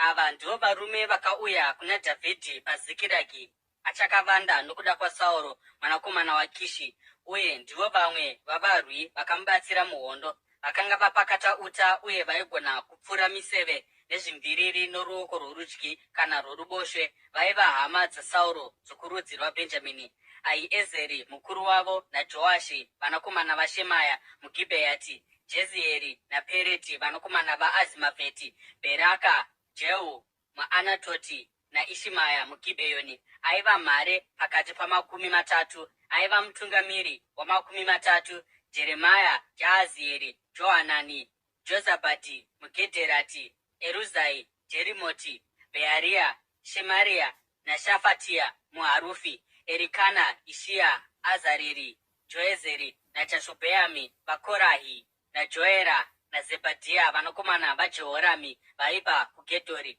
Vamwe vaGadhi vakazvitsaurawo vakaenda kwaiva naDhavhidhi kunhare yake kurenje. Vaiva varwi vakashinga vakagadzirira kurwa uye vaigona kubata nhoo nepfumo. Zviso zvavo zvaiva zviso zveshumba uye vaimhanya semharapara mumakomo. Ezeri ndiye aiva mukuru, Obhadhia ari wechipiri, Eriabhi ari wechitatu, Mishimana wechina, Jeremaya wechishanu, Atai wechitanhatu, Erieri wechinomwe, Johanani worusere, Erizabhadhi wechipfumbamwe, Jeremaya wegumi naMikibhanai wegumi-nomumwe. VaGadhi ava ndivo vaiva vatungamiriri vamauto. Mudiki ainge akaenzana nezana uye mukuru ainge akaenzana nechiuru. Ivava ndivo vaya vakayambuka Jorodhani mumwedzi wokutanga parwainge rwakazara nokumahombekombe, uye vakaita kuti vanhu vose vaigara mumipata kumabvazuva nokumavirira vatize. Vamwe vaBhenjamini navamwe varume vaibva kuJudha vakauyawo kuna Dhavhidhi munhare yake. Dhavhidhi akaenda kundosangana navo akati kwavari, kana mauya kwandiri norugare kuzondibatsira, ndakagadzirira kuti mubatane neni. Asi kana mauya kuzonditengesa kuvavengi vangu, iyo maoko angu asina kuita zvechisimba, Mwari wamadzibaba edu ngaazvione uye akutongei. Ipapo mweya wakauya pana Amasi mukuru wa30 akati, haiwa Dhavhidhi, tiri vako. Haiwa mwanakomana waJese, tinewe. Kubudirira ngakuve kwauri, uye kubudirira ngakuve kuna vanokubatsira, nokuti Mwari wako achakubatsira. Saka Dhavhidhi akavagamuchira akavaita vatungamiri veboka ravarwi vake. Vamwe varume vokwaManase vakabatana naDhavhidhi paakaenda navaFiristia kundorwisa Sauro. Iye navanhu vake havana kubatsira vaFiristia, nokuti vapedza kubvunzana, vatongi vavo vakamudzosa vakati, zvichatiurayisa kana akazotitiza akandobatana namambo wake Sauro. Dhavhidhi paakaenda kuZikiragi, ava ndivo vaiva varume vokwaManase vakabatana naye: Adhina, Jozabhadhi, Jedhieri, Mikaeri, Jozabhadhi, Erihu naZiretai, vatungamiri vemapoka echiuru muna Manase. Vakabatsira Dhavhidhi paairwisana namapoka amakororo, nokuti vose vakanga vari varwi vakashinga uye vaiva vatungamiri muhondo yake. Zuva nezuva varume vakauya kuzobatsira Dhavhidhi kusvikira ava nehondo huru kwazvo sehondo yaMwari. Uko ndiko kuwanda kwavarume vakanga vakapakata zvombo kuti vandorwa vakauya kuna Dhavhidhi paHebhuroni kuti vatore umambo hwaSauro vahupe kwaari, sezvazvakanga zvarehwa naJehovha.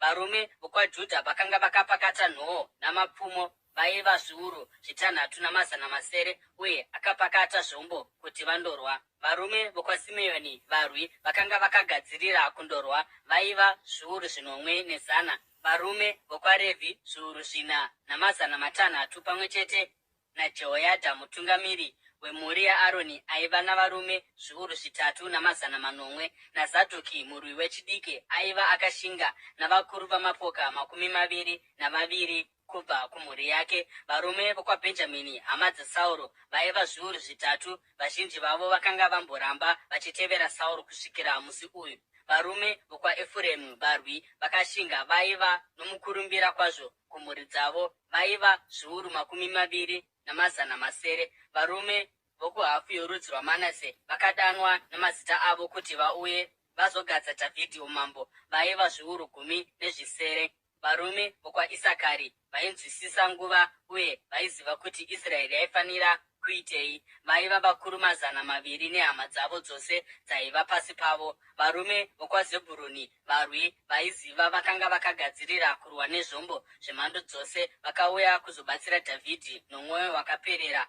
Vaiva zviuru 50. Varume vokwaNafutari vaiva chiuru chavakuru vamapoka, pamwe chete nezviuru 30 zvavarume vakanga vakatakura nhoo namapfumo. Varume vokwaDhani vakanga vakagadzirira kurwa zviuru 27,600. Varume vokwaAsheri vakanga vane unyanzvi hwokurwa uye vakagadzirira kurwa vaiva zviuru 40. Uye kubva kumabvazuva aJorodhani, varume vokwaRubheni, Gadhi nehafu yorudzi rwaManase vakanga vakapakata zvombo zvemhando dzose vaiva zviuru 120. Ava vose vaiva varume vokurwa vakazvipira kundorwa. Vakauya paHebhuroni vakagadzirira zvizere kuzogadza Dhavhidhi kuti ave mambo weIsraeri. Vamwe vaIsraeri vose vaiva nomwoyo mumwe chete wokuti vaite Dhavhidhi mambo. Varume vakagara mazuva 3 ipapo vaina Dhavhidhi, vachidya uye vachinwa, nokuti mhuri dzavo dzainge dzavavigira zvokudya. Uyewo vavakidzani vavo vokure kwazvo, kunyange kwaIsakari, kwaZebhuruni nokwaNafutari, vakauya nezvokudya zviri pambongoro, ngamera, manyurusi nenzombe. Pakanga paine zvokudya zvizhinji kwazvo zvaiti upfu, makeke amaonde, makeke amazambiringa akaoma, waini, mafuta, nzombe namakwai, nokuti mufaro wakanga uripo pakati peIsraeri. Makoronike okutanga, chitsauko 13. Dhavhidhi akataurirana nomumwe wavabati vake vose, vatungamiri vezviuru navatungamiri vamazana, akati kuungano yose yeIsraeri, kana zvichiita sezvakakunakirai uye kana kuri kuda kwaJehovha Mwari wedu, ngatitumirei shoko kwose kwose kuhama dzedu dzakasara munyika yose yeIsraeri, nokuvaprista navaRevhi vavagere navo mumaguta avo nokumafuro avo, kuti vauye vazobatana nesu. Ngatidzorei areka yaMwari wedu kwatiri zvakare, nokuti izvi hatina kuzvibvunza panguva yokutonga kwaSauro. Ungano yose yakabvuma kuita izvi nokuti zvairatidzika kunge zvakanaka kuvanhu vose. Saka Dhavhidhi akaunganidza vaIsraeri vose kubva kurwizi Shihori muIjipita kusvika kuRebho Hamati, kuti vatore areka yaMwari kubva kuKiriati Jearimi. Dhavhidhi navaIsraeri vose vaiva naye vakaenda kuBhaara reJudha, Kiriati Jearimi, kuti vandotora areka yaMwari. Jehovha agere pakati pamakerubhi, iyo areka inodaidzwa nezita irori. Vakatakura areka yaMwari kubva muimba yaAbhinadhabhi iri mungoro itsva, Uza naAhio vakaitungamirira. Dhavhidhi navaIsraeri vose vakanga vachipembera nesimba ravo rose pamberi paMwari, nenziyo nembira nemitengeranwa netamburena nemakandira nehwamanda. Pavakasvika paburiro reKidhoni, Uza akatambanudza ruoko rwake kuti atsigire areka, nokuti nzombe dzakanga dzagumburwa. Kutsamwa kwaJehovha kwakamukira Uza, akamuuraya nokuti akanga atambanudza ruoko rwake akabata areka. Saka akafa pakarepo pamberi paMwari. Ipapo Dhavhidhi akatsamwa nokuti kutsamwa kwaJehovha kwakanga kwawira pana Uza, uye kusvikira nhasi nzvimbo iyoyo inonzi Perezi Uza. Dhavhidhi akatya Mwari zuva iroro, uye akabvunza achiti, ko, ndingadzosa areka yaMwari kwandiri seiko? Haana kutora areka kuti ive naye muguta raDhavhidhi, asi akaenda naye kuimba yaObhedhi Edhomu muGiti. Areka yaMwari yakasara mumhuri yaObhedhi Edhomu muimba yake kwemwedzi 3, uye Jehovha akaropafadza imba yake nezvose zvaakanga anazvo. Makoronike okutanga, chitsauko 14.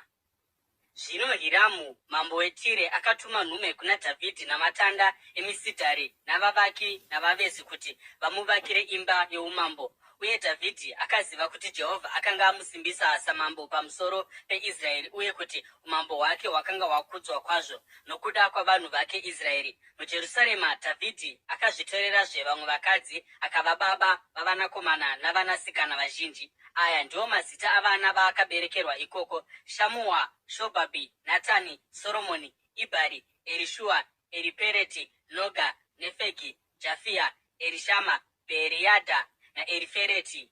vaFiristia pavakanzwa kuti Dhavhidhi akanga agadzwa kuti ave mambo weIsraeri, vakaenda nehondo yose kundomutsvaga, asi Dhavhidhi akazvinzwa akabuda kundosangana navo. Zvino vaFiristia vakanga vauya kuzopamba mupata weRefaimi, saka Dhavhidhi akabvunza kuna Mwari akati, ndingaenda here kundorwisa vaFiristia? Mungavaisa mumaoko angu here? Jehovha akapindura akati, enda, ndichavaisa mumaoko ako. Saka Dhavhidhi navanhu vake vakakwidza kuBhaari Perazimu, uye ikoko akavakunda akati, sokupwanya kunoita mvura, Mwari akapwanya vavengi vangu muruoko rwangu. Saka nzvimbo iyoyo yakatumidzwa kunzi Bhaari Perazimi. VaFiristia vakasiya vamwari vavo ipapo. Dhavhidhi akarayira kuti vapiswe mumoto. VaFiristia vakarwisa zvakare mupata uya, saka Dhavhidhi akabvunza Mwari zvakare. Mwari akamupindura akati, usangonanga ikoko, asi vakomberedze wozovarwisa wava pamberi pemiti yemibharisamu. Pamunotanga kunzwa kutinhira kwokufamba pamisoro yemiti yemibharisamu, unofanira kubuda kundorwa, nokuti zvichange zvichireva kuti Mwari akutungamirira kundoparadza hondo yavaFiristia. Saka Dhavhidhi akaita sokurayirwa kwaakanga aitwa naMwari, uye vakaparadza hondo yavaFiristia kubva kuGibheoni kusvika kuGezeri.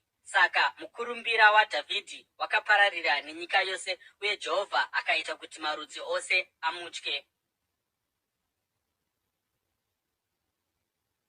Makoronike okutanga chitsauko che15. Dhavhidhi paakapedza kuzvivakira dzimba muguta raDhavhidhi, akagadzira nzvimbo yainogara areka yaMwari uye akaidzikira tende. Ipapo Dhavhidhi akati hakuna munhu kunze kwavaRevhi anofanira kutakura areka yaMwari, nokuti Jehovha akavasarudza kuti vatakure areka yaJehovha uye kuti vashumire pamberi pake nokusingaperi.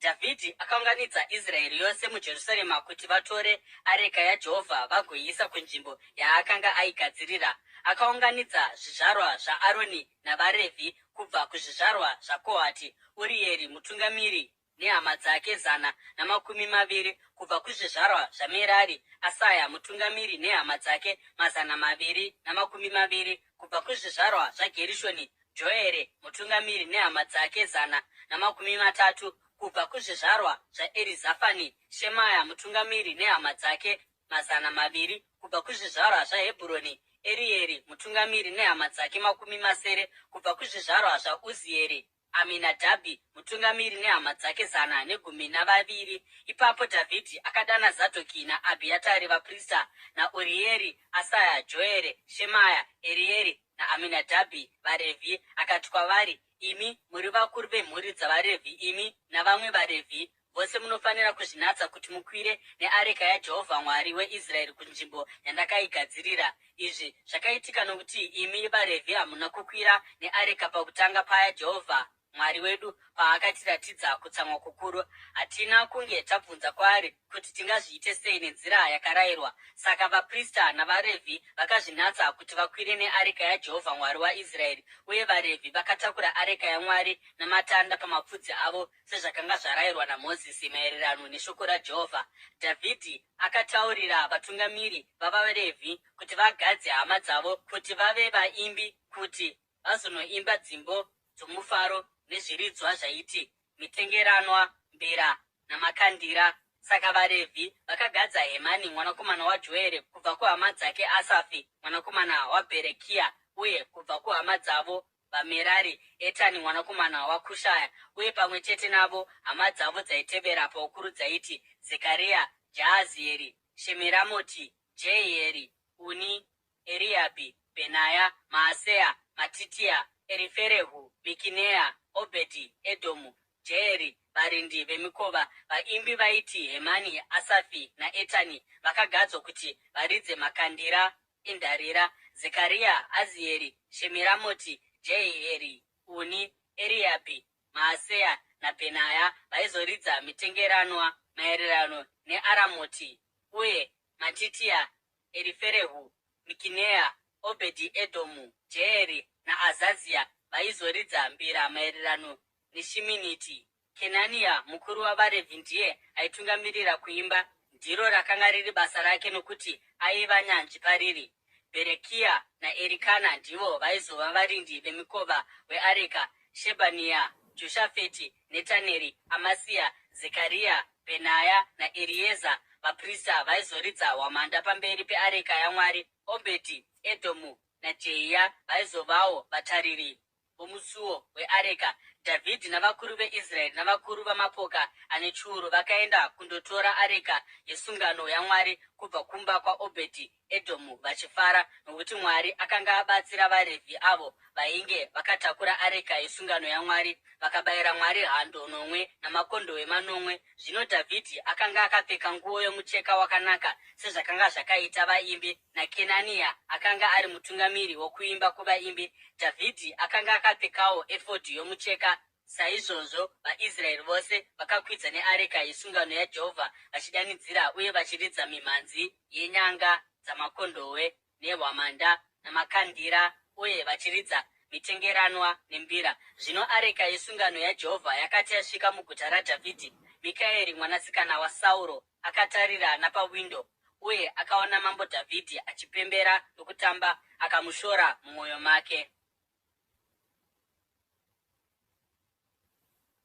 Makoronike okutanga chitsauko 10:3. Vakauya neareka yaMwari vakaiisa mukati metende rayakanga yagadzirirwa naDhavhidhi.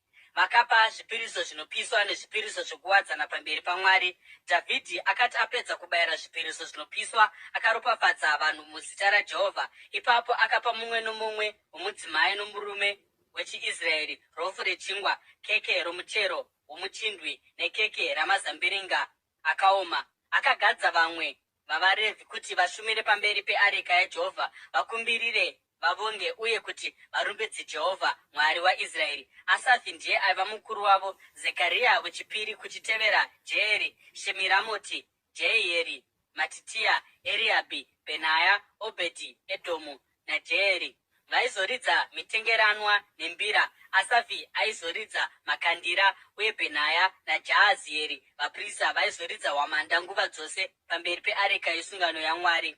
Zuva iroro Dhavhidhi akapa kwokutanga Asafi navamwe vake pisarema iri rokuvonga Jehovha. Vongai Jehovha, danai kuzita rake, zivisai pakati pendudzi dzose zvaakaita. Muimbirei nziyo dzokurumbidza, taurai zvose zvamabasa ake anoshamisa.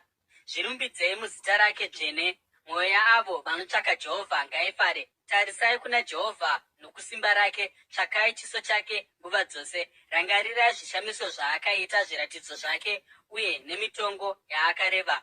Haiwa imi zvizvarwa zvaIsraeri muranda wake, haiwa imi vanakomana vaJakobho vasanangurwa vake.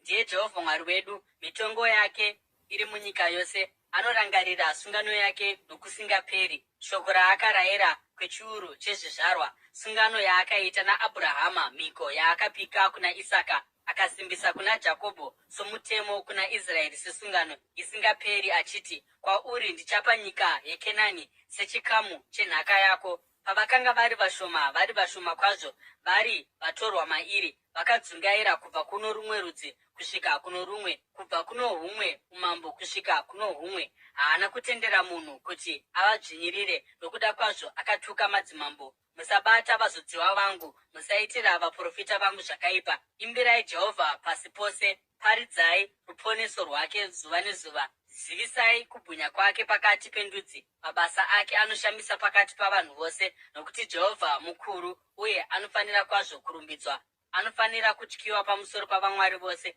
Nokuti vamwari vose vendudzi zvifananidzo, asi Jehovha akasika matenga. Kubwinya nokukudzwa zviri pamberi pake, simba nomufaro zviri munzvimbo yougaro hwake.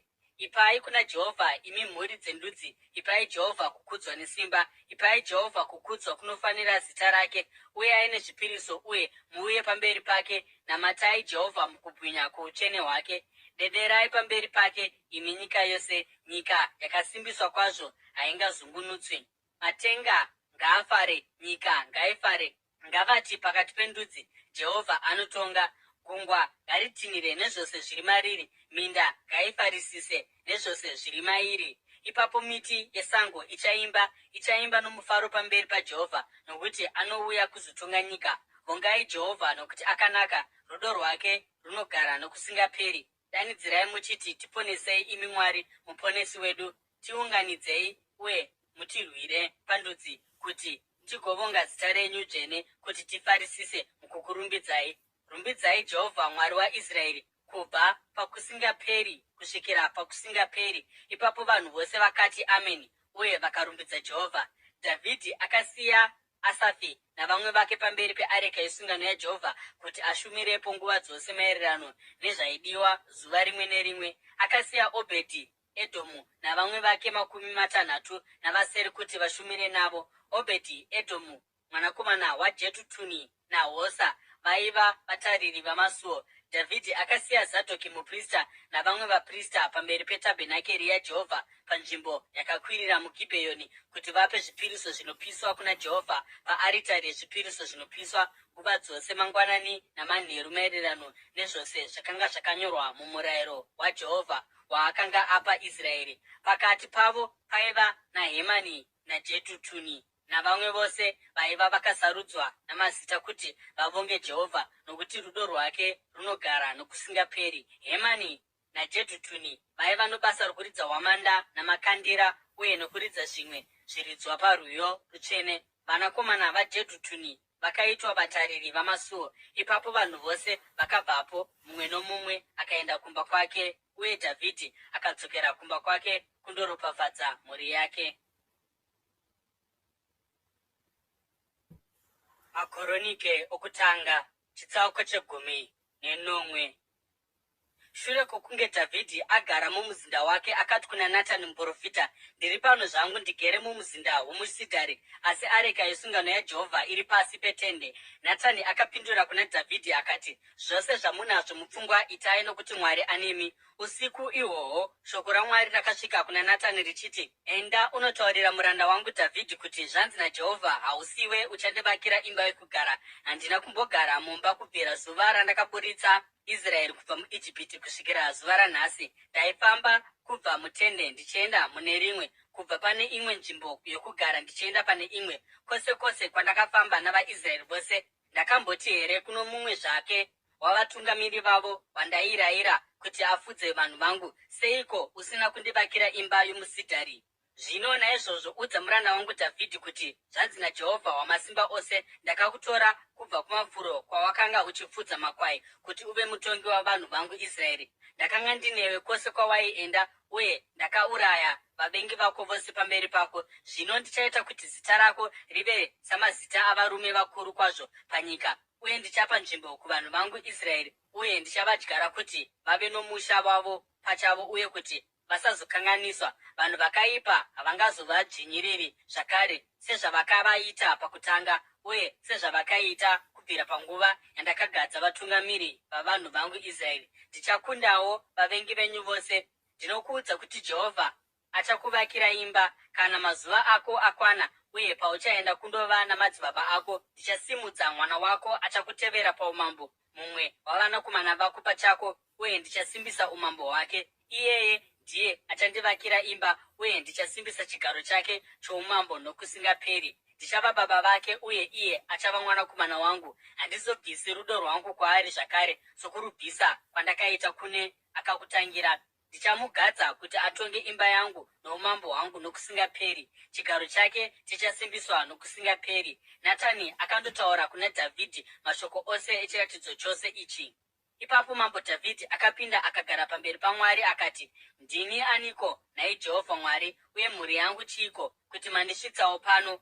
Uye sokuti izvi hazvina kukwana pamberi penyu, haiwa Mwari, mataurazve nezveramangwana reimba yomuranda wenyu. Mandiona sokunge ndini ndinokudzwa kupinda vanhu vose. Imi Jehovha Mwari, chiizve chimwe chingataurwa naDhavhidhi kwamuri nokuda kwokuti maremekedza muranda wenyu kudai? Nokuti munoziva muranda wenyu, imi Jehovha, nokuda kwomuranda wenyu, uye maererano nokuda kwenyu maita chinhu chikuru ichi, mukaita kuti zvivimbiso izvi zvikuru zviziviswe. Hakuna mumwe akaita semi, imi Jehovha, uye hakuna kunze kwenyu sezvatakanzwa nenzeve dzedu pachedu. Uye ndiani akaita savanhu venyu Israeri, rudzi rumwe chete panyika runa Mwari warwo, akaenda kundozvidzikinurira vanhu kuti azviitire zita, uye kuti aite zvishamiso zvikuru zvinotyisa nokudzinga ndudzi kubva pamberi pavanhu venyu vamakadzikinura kubva kuIjipiti?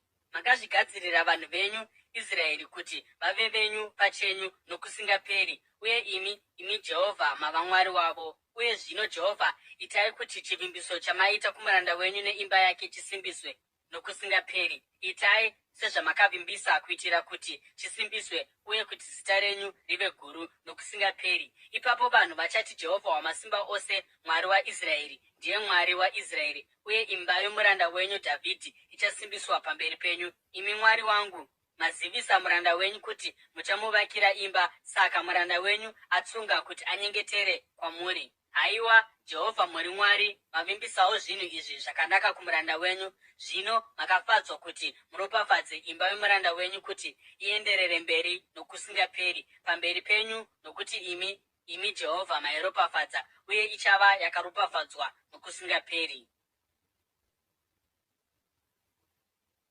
Makoronike okutanga, chitsauko che10. Nokufamba kwenguva, Dhavhidhi akakunda vaFiristia akavaisa pasi pake, uye akavatorera Gati nemisha yakaripoteredza kuti ribve pasi poruoko rwavaFiristia. Dhavhidhi akakundawo vaMoabhu, uye vakava pasi pake vakamuvigira mutero. Pamusoro pezvo, Dhavhidhi akarwisa Hadhadhezeri mambo weZobha kusvikira kuHamati, paakaenda kundosimbisa kutonga kwake achitevedza rwizi Yufuratesi. Dhavhidhi akapamba chiuru chengoro dzake, vachairi vengoro zviuru 5 navarwi vetsoka zviuru 20. Akadimbura marunda amakumbo amabhiza ose, kusara kwezana ramabhiza engoro. VaAramu veDhamasiko pavakauya kuzobatsira Hadhadhezeri mambo weZobha, Dhavhidhi akauraya zviuru 22 zvavo. Akaisa mapoka avarwi vake muumambo hwavaAramu veDhamasiko, uye vaAramu vakava pasi pake uye vakamuvigira mutero. Jehovha akapa Dhavhidhi kukunda kwose kwose kwaakaenda. Dhavhidhi akatora nhoo dzegoridhe dzaiva dzakatakurwa navatungamiri vehondo yaHadhadhezeri akaenda nadzo kuJerusarema. Kubva kuTebha nokuKuni, maguta aHadhadhezeri, Dhavhidhi akatora ndarira zhinji yakazoshandiswa naSoromoni kugadzira gungwa rendarira nembiru, uye nezvimwe zvinhu zvakasiyana-siyana zvakazogadzirwa nendarira. Tou mambo weHamati paakanzwa kuti Dhavhidhi akanga akunda hondo yose yaHadhadhezeri mambo weZobha, akatuma mwanakomana wake Hadhorami akauya nezvinhu zvamarudzi ose zvegoridhe nesirivha nendarira. Mambo Dhavhidhi akakumikidza zvipo izvi kuna Jehovha sezvaakanga aita nesirivha negoridhe zvaakanga atora kubva kundudzi idzi dzose dzaiti Edhomu, Moabhu, vaAmoni, vaFiristia naAmareki. Abhishai mwanakomana waZeruya akauraya vaEdhomu 10,000 mumupata wemunyu, akaisa mapoka avarwi muEdhomu, uye vaEdhomu vose vakava pasi poutongi hwaDhavhidhi. Jehovha akapa Dhavhidhi kukunda kwose kwose kwaakaenda. Dhavhidhi akatonga Israeri achiita zvose zvakarurama uye zvakanaka kuvanhu vake vose. Joabhu mwanakomana waZeruya aitungamirira hondo. Jehoshafati mwanakomana waAhirudhi aiva munyori wenhoroondo. Zadhoki mwanakomana waAhitubhi naAhimereki mwanakomana waAbhiatari vaiva vaprista. Shavhisha akanga ari munyori. Bhenaya mwanakomana waJehoyadha aitungamirira vaKereti navaPereti, uye vanakomana vaDhavhidhi vaiva machinda makuru parutivi pamambo. Makoronike okutanga, chitsauko che10. Mukufamba kwenguva, Nahashi mambo wavaAmoni akafa, mwanakomana wake akamutevera paumambo. Dhavhidhi akafunga akati, ndicharatidza mwoyo wakanaka kuna Hanuni mwanakomana waNahashi, nokuti baba vake vakaratidza mwoyo wakanaka kwandiri. Saka Dhavhidhi akatuma nhume kundonyaradza Hanuni pamusoro pababa vake. Vanhu vaDhavhidhi pavakasvika kuna Hanuni munyika yavaAmoni kuzomunyaradza, machinda avaAmoni akati kuna Hanuni, unofunga here kuti Dhavhidhi ari kukudza baba vako nokutuma vanhu vake kuti vauye kuzokunyaradza? Vanhu vake havana kuuya kuzosora nyika yedu here kuti vaitore? Saka Hanuni akabata vanhu vaDhavhidhi akavagera ndebvu dzavo, akacheka nguo dzavo napakati kumagaro akavadzinga. Mumwe munhu akauya akaudza Dhavhidhi pamusoro pavarume ava. Dhavhidhi akatuma nhume kuti dzinosangana navo nokuti vakanga vanyadziswa kwazvo. Mambo akati, garai paJeriko kusvikira ndebvu dzenyu dzakura mugozodzoka. VaAmoni vakati vaziva kuti vakanga vava chinhu chinonhuhwa mumhino dzaDhavhidhi, Hanuni navaAmoni vakatumira chiuru chamatarenda esirivha kuti vanokumbira ngoro navachairi vadzo kubva kuAramu Naharaimu, Aramu Maaka nokuZobha. vakakumbira ngoro zviuru 32 navachairi vadzo pamwe chete namambo weMaaka navarwi vake, uye akauya akadzika musasa pedyo neMedhebha. Ukuwo vaAmoni vachiungana kubva mumaguta avo uye vakabuda kundorwa. Paakanzwa izvi, Dhavhidhi akatuma Joabhu kuti abude nehondo yose yavarume vokurwa. VaAmoni vakabudawo vakagadzirira kurwa uye vakamira vari mumitsetse yokurwa pasuo reguta ravo, uye madzimambo akanga auya akanga ari pachawo musango. Joabhu akaona kuti kwaiva nemitsetse yavanhu vakagadzirira kurwa mberi kwake neshure kwake, saka akasarudza mamwe amapoka avarwi vapamusoro muIsraeri akavaendesa kuti vandorwa navaAramu. Akaisa vamwe varume vose pasi paAbhishai munun'una wake, uye vakaendeswa kuti vandorwa navaAmoni. Joabhu akati, kana vaAramu vakandikundaka, ipapo iwe unofanira kuzondinunura, asi kana vaAmoni vakakukunda, ipapo ini ndichakununura. Simba uye ngatirwirei vanhu vedu namaguta aMwari wedu takashinga. Jehovha achaita zvakanaka pamberi pake. Ipapo Joabhu navarwi vaiva naye vakaenda kundorwa navaAramu, ivo vakatiza pamberi pavo. VaAmoni pavakaona kuti vaAramu vakanga vava kutiza, ivo vakatizawo pamberi pomunun'una wake Abhishai, vakamhanyira mukati meguta. Ipapo Joabhu akadzokera kuJerusarema. Mushure mokunge vaAramu vaona kuti vakanga vakundwa neIsraeri, vakatumira nhume kunokokorodza vamwe vaAramu mberi kwerwizi. Shofaki mutungamiri wehondo yaHadhadhezeri achivatungamirira. Dhavhidhi paakaudzwa izvi, akaunganidza Israeri yose ndokuyambuka Jorodhani akaswedera kwavari kunovarwisa, uye akaronga mitsetse yehondo akatarisana navo. Dhavhidhi akaita kuti mitsetse yake isangane navaAramu muhondo, uye ivo vakarwa naye, asi vakatiza pamberi paIsraeri. Uye Dhavhidhi akauraya zviuru 5 zvavachairi vengoro nezviuru 40 zvavarwi vetsoka. Akaurayawo Shofaki mutungamiri wehondo yavo. Varanda vaHadhadhezeri pavakaona kuti vakanga vakundwa neIsraeri, vakanyanana naDhavhidhi uye vakava pasi pake. Saka vaAramu havana kuzoda kubatsira vaAmoni zvakare. Makoronike okutanga chitsauko 20. Munguva yechirimo, panguva iyo madzimambo anoenda kuhondo, Joabhu akatungamirira mauto, akashonga zvombo zvokurwa, akaparadza nyika yavaAmoni, akaenda kuRabha akandorikomba. Asi Dhavhidhi akasara muJerusarema. Joabhu akarwisa Rabha akarisiya raparara.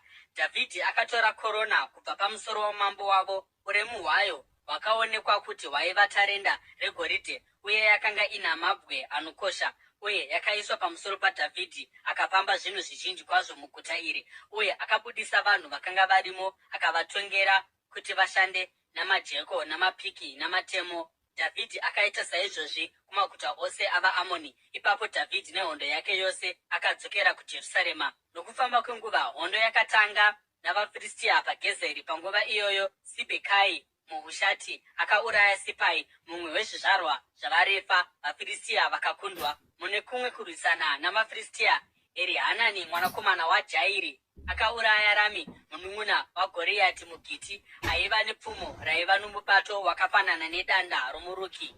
Mune kumwe kurwisana zvakare kwakaitika paGati, paiva nomumwe murume mukuru kwazvo, aiva neminwe 6 muruoko rumwe norumwe, nezvigunwe 6 kugumbo rimwe nerimwe, zvose pamwe chete zvaiva 24. Aivawo worudzi rwaRafa. Paakatuka Israeri, Jonatani mwanakomana waShimea munun'una waDhavhidhi akamuuraya. Izvi ndizvo zvizvarwa zvaRafa muGati, uye vakaurayiwa naDhavhidhi navanhu vake. Makoronike okutanga chitsauko 21. Satani akamukira Israeri akakurudzira Dhavhidhi kuti averenge vaIsraeri. Saka Dhavhidhi akati kuna Joabhu navatungamiri vamapoka avarwi, endai mundoverenga vaIsraeri vose kubva kuBheerishebha kusvikira kuDhani, uye mugozondiudza kuitira kuti ndizive kuti vangani variko. Asi Joabhu akapindura akati, Jehovha ngavawedzere uwandu hwavarwi vake kakapetwa 100. Ishe wangu mambo, ava vose havasi pasi petsoka dzenyu here? Seiko ishe wangu muchida kuita izvi? Sei muchida kuuyisa mhosva kuna Israeri. Zvisinei, shoko ramambo rakakunda raJoabhu. Saka Joabhu akabvapo akaenda muIsraeri yose uye akadzokera kuJerusarema. Joabhu akataurira Dhavhidhi uwandu hwavarwi achiti muIsraeri yose maiva navanhu vaigona kubata munondo vaisvika 1,100,000 rezviuru zvavarume, vachisanganisira zviuru 490 muJudha. Asi Joabhu haana kusanganisira Revhi naBhenjamini mukuverenga uku, nokuti kurayira kwamambo kwakanga kwakaipa kwazvo kwaari. Kurayira uku kwakanga kwakaipawo pamberi paMwari, saka akaranga Israeri. Ipapo Dhavhidhi akati kuna Mwari, ndakatadza zvikuru pandakaita chinhu ichi. Zvino ndinokumbirawo kuti mubvise kuipa kwomuranda wenyu, ndakaita sebenzi kwazvo. Jehovha akati kuna Gadhi, muoni waDhavhidhi, enda undotaurira Dhavhidhi kuti, zvanzi naJehovha, ndinokupa zvinhu zvitatu zvokusarudza. Zvisarudzire chaunoda kuti ndikuitire ndichikuranga. Saka Gadhi akaenda kuna Dhavhidhi akati kwaari, zvanzi naJehovha, sarudza pakati peizvi: makore 3 enzara, mwedzi 3 yokutsvairwa pamberi pavavengi vako, minondo yavo ichikuparadzai, kana kuti mazuva 3 omunondo waJehovha, mazuva edenda munyika, mutumwa waJehovha achiparadza panyika yose yaIsraeri. Zvino saka zvisarudzirei kuti ndinganopindura sei uyo akandituma. Dhavhidhi akati kuna Gadhi, ndiri mukutambudzika kukuru kwazvo. Rega hako ndiwire mumaoko aJehovha, nokuti tsitsi dzake dzakakura kwazvo, asi musandirega ndichiwira mumaoko avanhu. Saka Jehovha akatumira denda muIsraeri, uye zviuru 40 zvavarume veIsraeri vakawira pasi vakafa. Uye Jehovha akatuma mutumwa kuti aparadze Jerusarema. Asi mutumwa uya paakanga achiita izvi, Jehovha akazviona uye akazvidemba nokuda kwedambudziko iri. Akati kumutumwa aiparadza vanhu, zvakwana, dzosa ruoko rwako. Mutumwa waJehovha ipapo akanga akamira paburiro raArauna muJebhusi. Dhavhidhi akatarisa kumusoro akaona mutumwa waJehovha akamira pakati pedenga nenyika, aine munondo muruoko rwake. Akarutambanudzira pamusoro peJerusarema. Ipapo Dhavhidhi navakuru vose vakapfeka masaga vakawira pasi vakatsikitsira zviso zvavo. Dhavhidhi akati kuna Mwari, handisini here ndakarayira kuti varwi vose vaverengwe? Ndini ndakatadza ndikaita zvakaipa. Ava vanongova makwai chete. Vakaiteiko? Haiwa Jehovha Mwari wangu, regai ruoko rwenyu ruwire pandiri, ini nemhuri yangu, asi musarega denda iri riri pamusoro pavanhu venyu. Ipapo mutumwa waJehovha akarayira Gadhi kuti ataurire Dhavhidhi kuti akwire andovakira Jehovha aritari muburiro raArauna muJebhusi. Saka Dhavhidhi akakwidza mukuteerera shoko rakanga rataurwa naGadhi muzita raMwari. Arauna paakanga achipura zviyo, akacheuka akaona mutumwa, vanakomana vake vana vaaiva navo vakanohwanda. Ipapo Dhavhidhi akaswedera, uye Arauna paakatarisa akamuona, akasiya buriro akakotamira pasi pamberi paDhavhidhi, akaisa chiso chake pasi. Dhavhidhi akati kwaari, ndipewo nzvimbo yeburiro rako kuti ndigovakira Jehovha aritari, kuti denda riri pavanhu rimiswe, nditengeserewo nomutengo waro wakazara. Arauna akati kuna Dhavhidhi, ritorei henyu, ishe wangu mambo ngavaite zvinovafadza. Tarirai, ndichakupai nzombe yezvibayiro zvinopiswa, matanda okupurisa dzive huni, uye zviyo zvive zvipiriso zvoupfu. Ndichakupai zvose izvi. Asi mambo Dhavhidhi akapindura Arauna akati, kwete, ndinoda kutenga nomutengo wakazara. Handingatori ndichipa Jehovha zvinhu zvako iwe, kana kubayira chipiriso chinopiswa chandisina kuripira. Saka Dhavhidhi akaripira Arauna mashekeri 600 egoridhe kuti apiwe nzvimbo iyi. Dhavhidhi akavaka aritari kuna Jehovha ipapo, uye akapa zvipiriso zvinopiswa nezvipiriso zvokuwadzana. Akadana kuna Jehovha, uye Jehovha akamupindura nomoto wakabva kudenga ukaenda paaritari yezvipiriso zvinopiswa. Ipapo Jehovha akataurira mutumwa, iye akadzorera munondo wake mumuhara wawo. Panguva iyoyo Dhavhidhi paakaona kuti Jehovha akanga amupindura paburiro raArauna muJebhusi, akapa zvipiriso. Ipapo tabhenakeri yaJehovha yakanga yagadzirwa naMozisi murenje, nearitari yezvipiriso zvinopiswa zvakanga zviri panzvimbo yakakwirira paGibheoni panguva iyoyo. Asi Dhavhidhi haaikwanisa kuenda pamberi payo kundobvunza Mwari, nokuti aitya munondo womutumwa waJehovha. Makoronike okutanga, chitsauko cha 22. Ipapo Dhavhidhi akati, imba yaJehovha Mwari inofanira kuva pano pamwe chete nearitari yezvipiriso zvinopisirwa Israeri. Saka Dhavhidhi akarayira kuti vatorwa vose vaigara muIsraeri vaungane pamwe chete, uye kubva mukati mavo akasarudza vavezi vamatombo kuti vagadzire matombo akavezwa zvakanaka okuvakisa imba yaMwari. Akapa simbi dzakawanda kwazvo kuti dzigoshandiswa kugadzirisa zvipikiri zvamakonhi apamasuo nezvikorekedzo, uye ndarira yakawanda kupfuura yaigona kuiswa pachikero. Akapawo zvakare matanda emisidhari akawanda kupfuura aigona kuverengwa, nokuti vaSidhoni nevaTire vakanga vavigira Dhavhidhi matanda akawanda. Dhavhidhi akati, mwanakomana wangu Soromoni mudiki kwazvo uye haasati ava noruzivo, uye imba ichavakirwa Jehovha inofanira kuva huru kwazvo, inorumbidzwa uye inokudzwa kwazvo pamberi pendudzi dzose, saka ndichaigadzirira. Saka Dhavhidhi akagadzirira zvikuru kwazvo asati afa. Ipapo akadana mwanakomana wake Soromoni akamurayira kuti avake imba yaJehovha Mwari weIsraeri. Dhavhidhi akati kuna Soromoni, mwanakomana wangu, zvaiva mumwoyo mangu kuti ndivakire zita raJehovha Mwari wangu imba, asi shoko iri raJehovha rakauya kwandiri richiti, wakadeura ropa zhinji uye ukarwa hondo dzakawanda. Iwe haungavakiri zita rangu imba, nokuti wakadeura ropa rakawanda kwazvo pamberi pouso hwangu. Asi uchava nomwanakomana achava murume worugare nokuzorora, uye ndichamupa zororo kubva kuvavengi vake kumativi ose. Zita rake achanzi Soromoni, uye ndichapa Israeri runyararo norugare panguva yokutonga kwake. Iyeye ndiye achavakira zita rangu imba, achava mwanakomana wangu, uye ini ndichava baba vake, uye ndichasimbisa chigaro choumambo hwake pamusoro peIsraeri nokusingaperi. Zvino mwanakomana wangu, Jehovha ave newe, uye uve nokubudirira, uye uvake imba yaJehovha Mwari wako sezvaakati uchaita. Jehovha ngaakupe uchenjeri nokunzwisisa paachakuisa pakutonga pamusoro peIsraeri, kuitira kuti uchengete murayiro waJehovha Mwari wako. Ipapo uchava nokubudirira kana ukachenjerera kuchengetedza mitemo nemirayiro yakapiwa Mozisi naJehovha kuti ape Israeri.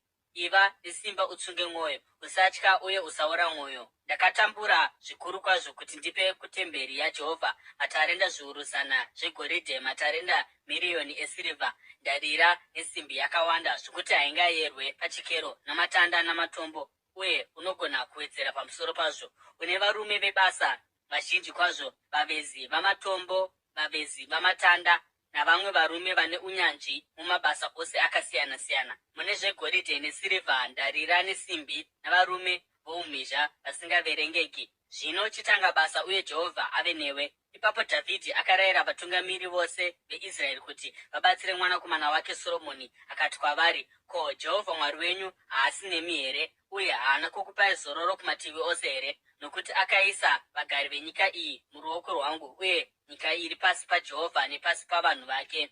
Zvino zvipirei mwoyo nemweya kutsvaka Jehovha Mwari wenyu.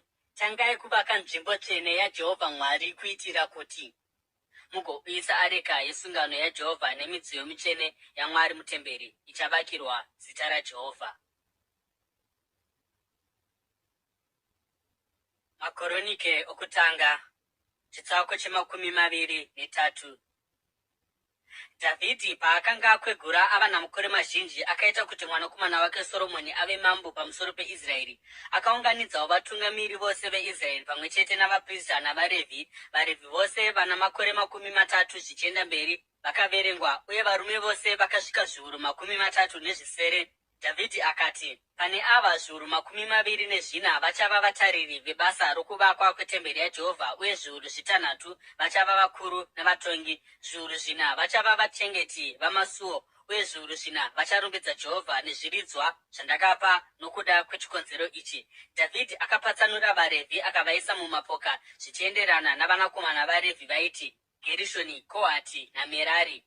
VokwaGerishoni vaiva Radhani naShimai. Vanakomana vaRudhani vaiva Jehieri, Dangwe, Zetami naJoere, vatatu pamwe chete. Vanakomana vaShimei vaiva Sheromoti, Hazieri naHarani, vatatu pamwe chete. Ava ndivo vaiva vakuru vemhuri dzaRadhani. Uye vanakomana vaShimei vaiva Jahati, Ziza, Jeushi naBheria. Ava ndivo vaiva vanakomana vaShimei 4 pamwe chete. Jahati aiva wokutanga, Ziza ari wechipiri, asi Jeushi naBheria vakanga vasina vanakomana vakawanda, saka vakaverengwa semhuri imwe chete ine basa rimwe chete. Vanakomana vaKohati vaiva Amiramu, Izhari, Hebhuroni naUzieri, 4 pamwe chete. Vanakomana vaAmiramu vaiva Aroni naMozisi. Aroni akatsaurwa iye nezvizvarwa zvake nokusingaperi kuti anatse zvinhu zvaiva zvitsvene-tsvene, kuti vape zvipiriso pamberi paJehovha, kushumira pamberi pake uye kutaura maropafadzo muzita rake nokusingaperi. Vanakomana vaMozisi munhu waMwari vakaverengwa sechikamu chorudzi rwaRevhi. Vanakomana vaMozisi vaiva Gerishomi naEriezeri. Zvizvarwa zvaGerishomi, Shubhaeri ndiye aiva wokutanga. Zvizvarwa zvaEriezeri zvaiva Rahabhia ndiye aiva wokutanga. Eriezeri haana kuzoita vamwe vanakomana, asi Rahabhia akaita vanakomana vakawanda kwazvo. Vanakomana vaIzhari, Sheromiti ndiye aiva wokutanga. Vanakomana vaHebhuroni, Jeria ndiye wokutanga, Amaria wechipiri, Jaazieri wechitatu naJekamiami wechina. Vanakomana vaUzieri, Mika wokutanga naIshia wechipiri. Vanakomana vaMerari vaiva Mari naMushi. Vanakomana vaMari vaiva Eriazari naKishi. Eriazari akafa asina vanakomana, aingova navanasikana chete. Hama dzavo vanakomana vaKishi vakavaroora. Vanakomana vaMushi vaiva Mari, Edheri naJerimoti, vatatu pamwe chete. Ava ndivo vaiva zvizvarwa zvaRevhi nemhuri dzavo. Vakuru vemhuri sezvazvakanga vakanyorwa pasi pamazita avo, uye vachiverengwa mumwe nomumwe, zvichireva vashandi vaiva namakore 20 naanopfuura vaishanda mutemberi yaJehovha. Nokuti Dhavhidhi akanga ati, sezvo Jehovha Mwari waIsraeri apa zororo kuvanhu vake uye akauya kuzogara muJerusarema nokusingaperi, vaRevhi havachafaniri kuramba vachitakura tabhenakeri kana mimwe midziyo yose yaishandiswa pabasa rayo, maererano nokurayira kwaDhavhidhi. Nokupedzisira, vaRevhi vakaverengwa kubva pana vana makore 20 kana anopfuura ipapo. Basa ravaRevhi raiva rokubatsira zvizvarwa zvaAroni mukubata basa romutemberi yaJehovha, kuvatariri noruvanze, makamuri omumativi, kunatsa zvinhu zvose zvaiyera nokuita mamwe mabasa paimba yaMwari. Vaiva vachengeti vechingwa chaiiswa patafura, upfu hwakatsetseka hwezvipiriso zvezviyo, zvingwa zvitete zvisina mbiriso, kubika nokusanganisa, uye zviyero zvose zvouwandu noukuru. Vaifanirawo zvakare kumira mangwanani oga oga vachitenda uye vachirumbidza Jehovha. Vaifanira kuita zvimwe chete zvimanheru, uye napose paipiwa zvipiriso zvinopiswa kuna Jehovha pamasabata uye napamitambo yokugara kwomwedzi napane mimwe mitambo yakarayirwa, vaifanira kushanda pamberi paJehovha nguva dzose nouwandu hwaidiwa uye nenzira yavakanga varayirwa kuti vaiite.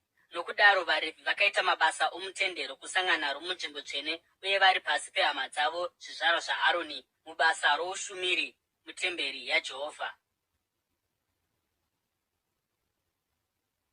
Makoronike okutanga chitsauko 24. Aya ndiwo aiva mapoka avanakomana vaAroni. Vanakomana vaAroni vaiva Nadhabhi, Abhihu, Ereazari naItamari.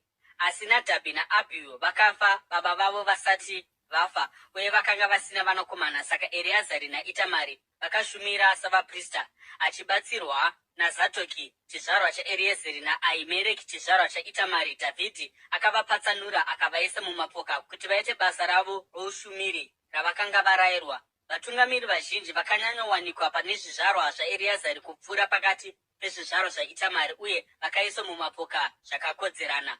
Vakuru 15 kubva kuzvizvarwa zvaEreazari uye vakuru vasere kubva kuzvizvarwa zvaItamari vakavaisa mumapoka zvakakodzerana nokukanda mijenya, nokuti paiva navabati venzvimbo tsvene navabati vaMwari pakati pezvizvarwa zvaEreazari nezvizvarwa zvaItamari.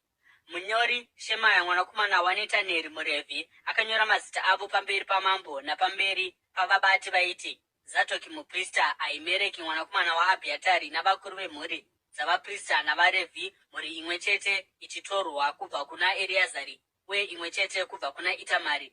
Mujenya wokutanga wakawira pana Jehoyaribhi, wechipiri pana Jedhaya, wechitatu kuna Harimi, wechina kuna Seorimi, wechishanu kuna Marikia, wechitanhatu kuna Miyamini, wechinomwe kuna Hakozi, wechisere kuna Abhija, wepfumbamwe kuna Jeshua, wegumi kuna Shekania, wegumi nomumwe kuna Eriashibhi, wegumi nembiri kuna Jakimi, wegumi nenhatu kuna Hupa, wegumi neina kuna Jeshebheabhi, wegumi neshanu kuna Bhiriga, wegumi nenhanhatu kuna Imeri, wegumi nenomwe kuna Hezeri, wegumi nesere kuna Hapizezi, wegumi nepfumbamwe kuna Petahia, wemakumi maviri kuna Jehezikeri, wemakumi maviri nomumwe kuna Jakini, wemakumi maviri nembiri kuna Gamuri, wemakumi maviri nenhatu kuna Dheraya, uye wemakumi maviri neina kuna Maazia.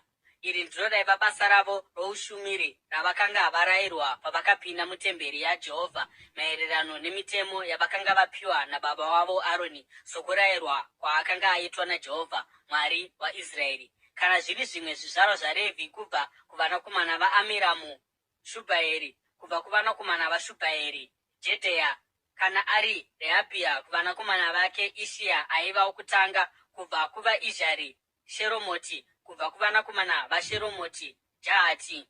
Vanakomana vaHebhuroni vaiva Jeria wokutanga, Amaria wechipiri, Jehazieri wechitatu, naJekameami wechina. Mwanakomana waUzieri aiva Mika; kubva kuvanakomana vaMika, kubva kuvanakomana vaMika, Shamiri; munun'una waMika, Ishia; kubva kuvanakomana vaIshia, Zekaria. Vanakomana vaMerari vaiva Mari naMushi; mwanakomana waJahazia aiva Bheno. Vanakomana vaMerari vaiva kubva kuna Jahazia, Bheno, Shoshami, Zakuri naIbhiri; kubva kuna Mari, Ereazari, uye akanga asina vanakomana; kubva kuna Kishi, mwanakomana waKishi aiva Jerameeri; uye vanakomana vaMushi vaiti Mari, Edheri naJerimoti. Ava ndivo vaiva vaRevhi maererano nemhuri dzavo. Vakakandawo mijenya sezvaingoita hama dzavo, zvizvarwa zvaAroni, pamberi pamambo Dhavhidhi naZadhoki, Ahimereki navakuru vemhuri dzavaprista navaRevhi. Mhuri dzomukoma pane vose dzaingoverengwa zvimwe chetezvo sedzomudiki pane vose. Makoronike okutanga, chitsauko cha25. Dhavhidhi pamwe chete navatungamiri vehondo vakatsaura vamwe vavanakomana vaAsafi, Hemani naJedhutuni, kuti vaite ushumiri hwokuprofita kuchiridzwa mbira, mitengeranwa namakandira. Aya ndiwo mazita avarume vaiita basa iri: kubva kuvanakomana vaAsafi, Zakuri, Josefa, Netania naAsarera.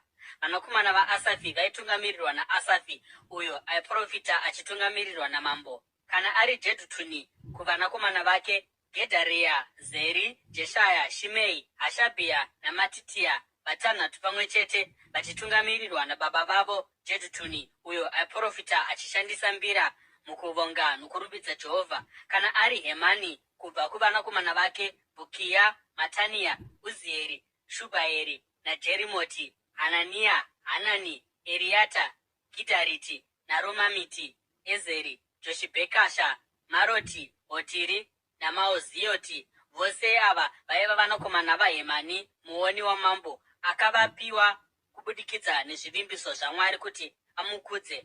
Mwari akapa Hemani vanakomana 14 navanasikana 3. Varume vose ava vaitungamirirwa namadzibaba avo mukuimba mutemberi yaJehovha, mukuridza makandira nemitengeranwa nembira, kuti vaite ushumiri paimba yaMwari. Asafi, Jedhutuni naHemani vaiva pasi pamambo, pamwe chete nehama dzavo. Vose vakadzidzira uye vakava nyanzvi mukuimbira Jehovha. Vaisvika 200 navasere, vaduku navakuru pamwe chete, mudzidzisi pamwe chete nomudzidzi. Vakakanda mijenya pakupiwa mabasa avo.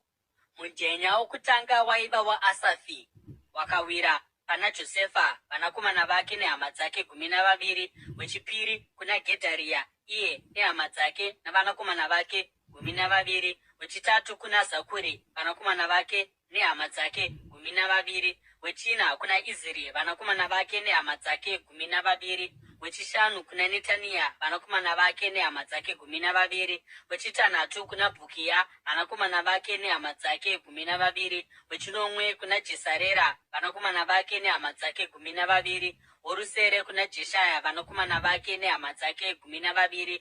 Wepfumbamwe kuna Matania, vanakomana vake nehama dzake 12. Wegumi kuna Shimei, vanakomana vake nehama dzake 12.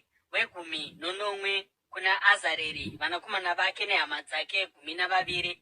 Wegumi nemiviri kuna Hashabhia, vanakomana vake nehama dzake 12. Wegumi nemitatu kuna Shubhaeri, vanakomana vake nehama dzake 12. Wegumi nemina kuna Matitia, vanakomana vake nehama dzake 12. Wegumi nemishanu kuna Jerimoti, vanakomana vake nehama dzake 12. Wegumi nemitanhatu kuna Hanania, vanakomana vake nehama dzake 12. Wegumi neminomwe kuna Joshibhekasha, vanakomana vake nehama dzake 12. Wegumi nemisere kuna Hanani, vanakomana vake nehama dzake 12.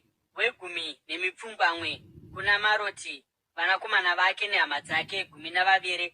Wamakumi maviri kuna Eriata, vanakomana vake nehama dzake 12. Wamakumi maviri nomumwe kuna Hotiri, vanakomana vake nehama dzake 12.